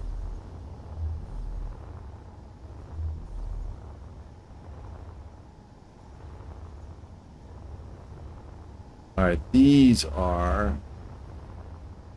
And these random... Two random dudes.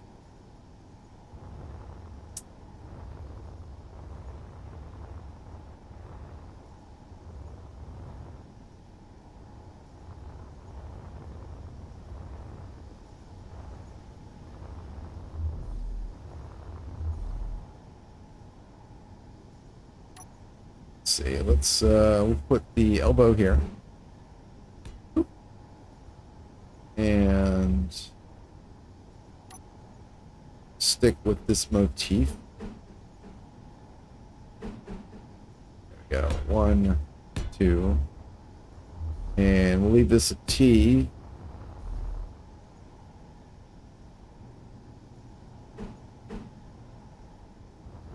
So we can pull this forward.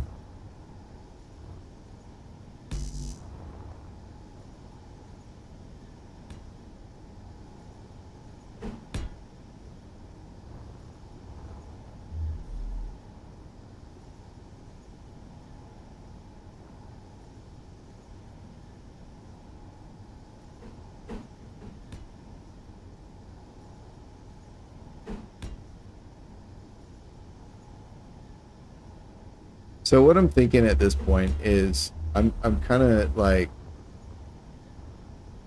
if I just get it working, then I can go back and make refinements.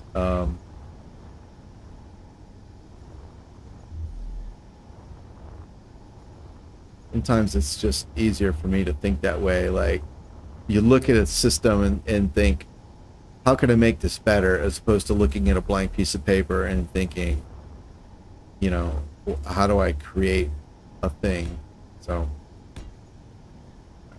you, and then you'll be a T.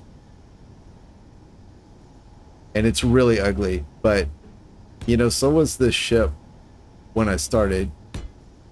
Sure, somebody will say it still is. Oh, that's fair.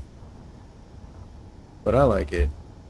So I feel like if that process worked for the whole design, you know, it can probably work for the interior stuff. Okay, I think everything is conveyored. I can test that. 1, 2, 3. All right, there's a 3x3 volume here.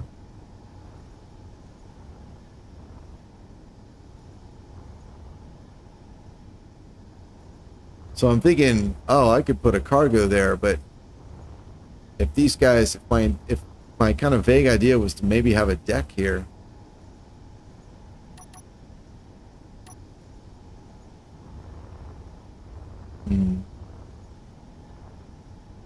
That looks good, or it would if not for the stairwell. But I was thinking like a deck like this, you know.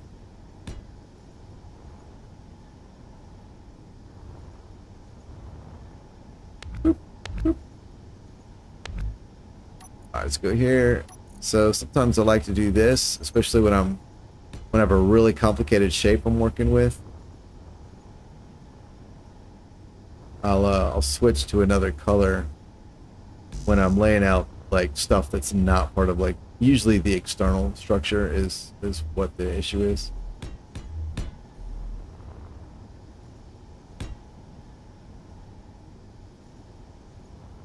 Oh, I forgot there's oh, that sucks. don't go over there.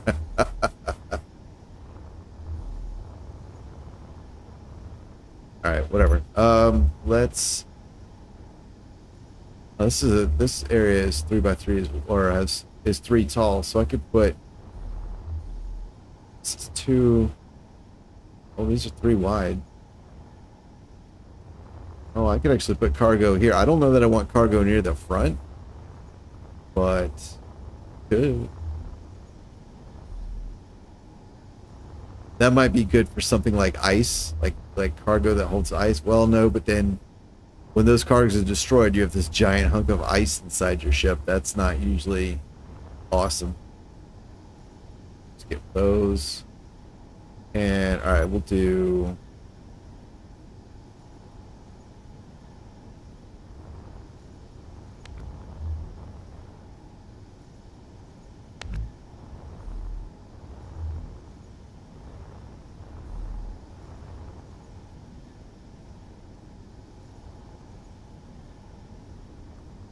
Yeah, we'll do that. Then we'll put the cargo. A cargo.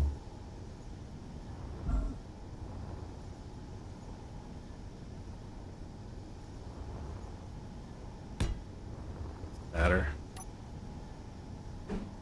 All right, 1, 2, 3. That is technically connected to everything now, isn't it?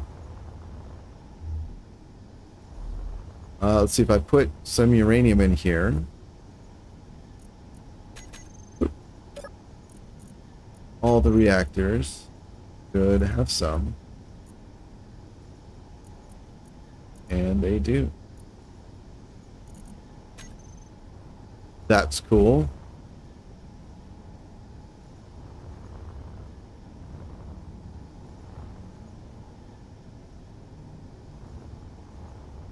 So for building this, I have this cockpit back here. This is not the intended location of the ship's control. I was thinking it would be here. Maybe this area here where this giant cargo is sitting. Have like a CIC, like an interior bridge area, and then like something to get to the engineering room or area or whatever. And then all of this, I was thinking, would probably not be habitable space. It would probably be filled with possibly nothing, or stuff like maybe random batteries or maybe some welders.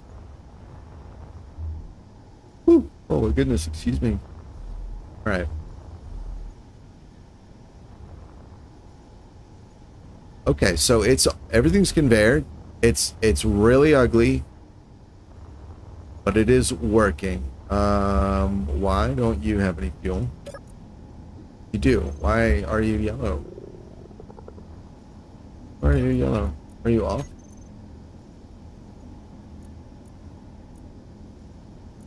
That's weird. How come that one's yellow and the others are green?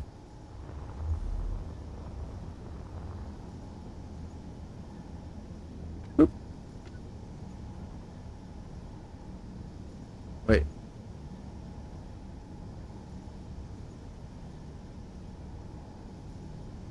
And back on. Alright, whatever. I don't care.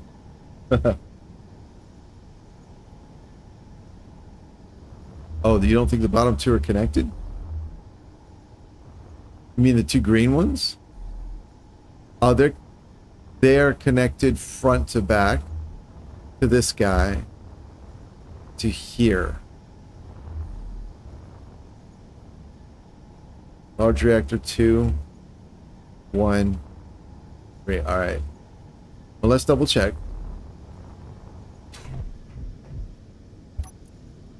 All right, inventory, reactor, la. Reactor, la. Okay, can I move between them?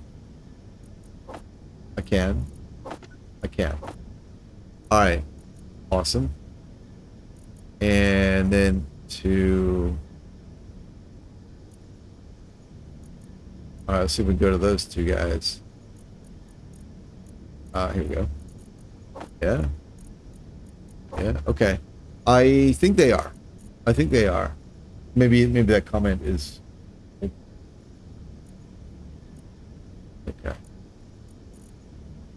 All right, cool. Let's go to the cargo. Boop.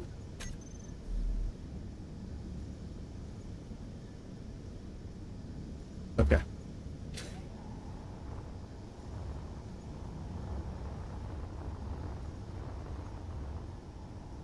Now they're all yellow. Yellow. They have 350.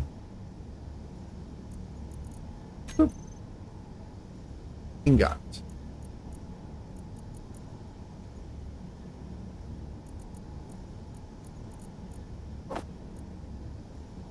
$50,000.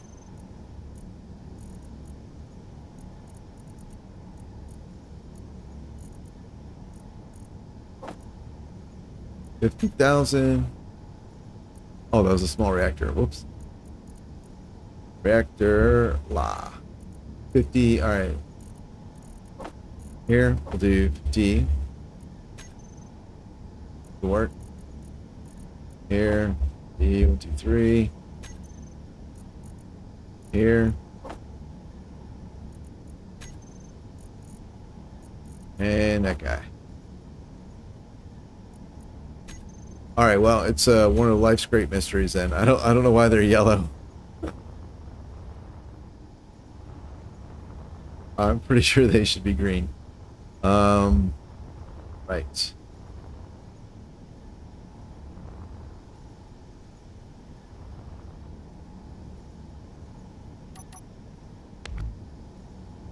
Oh.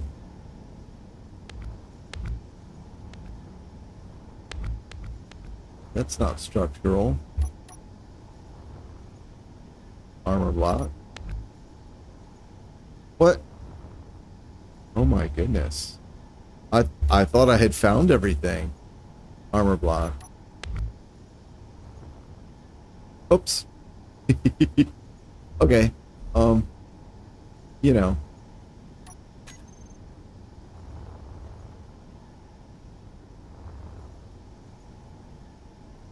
Get you pasted in, and then we get you pasted in, and then over here.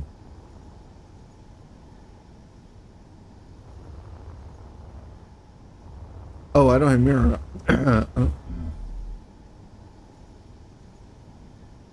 Oh, I didn't have mirroring on. Okay, well that worked out well actually.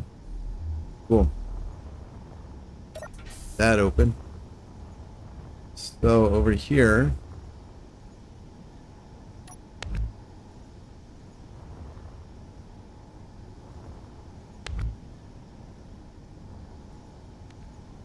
oh, shit, I didn't know this. Oh, maybe I installed it because of this stuff. I bet you that's why.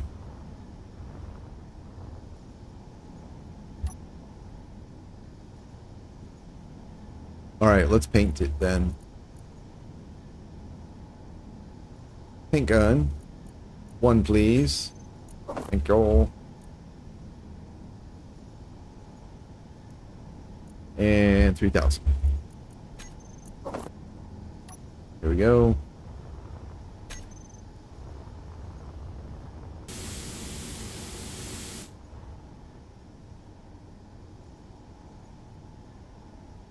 Light armor block. Light armor block. Armor block.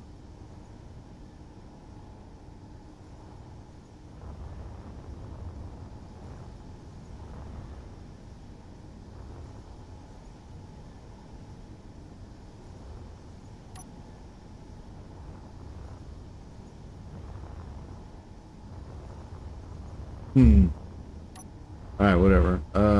Oop. That's the spot I keep going up into. All right, here we go. So, all of this. Cool.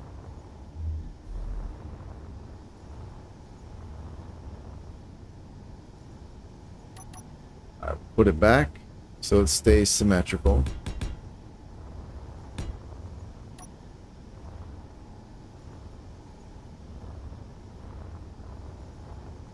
Cool.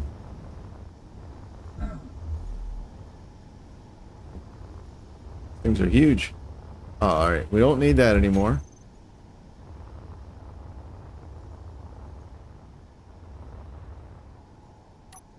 All right, gonna blueprint this bad boy. And boop.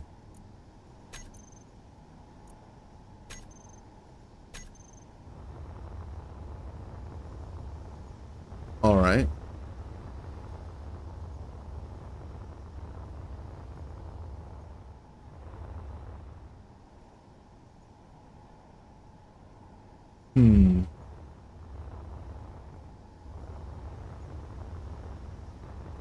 Okay.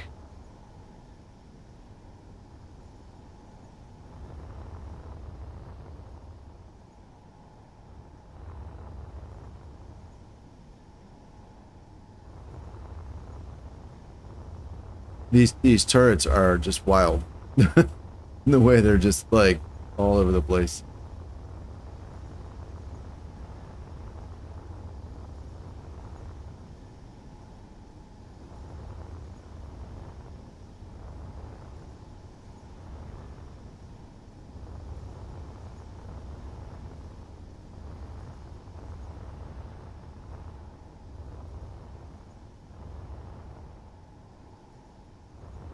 I'm gonna forget those two. I know I'm gonna forget those two.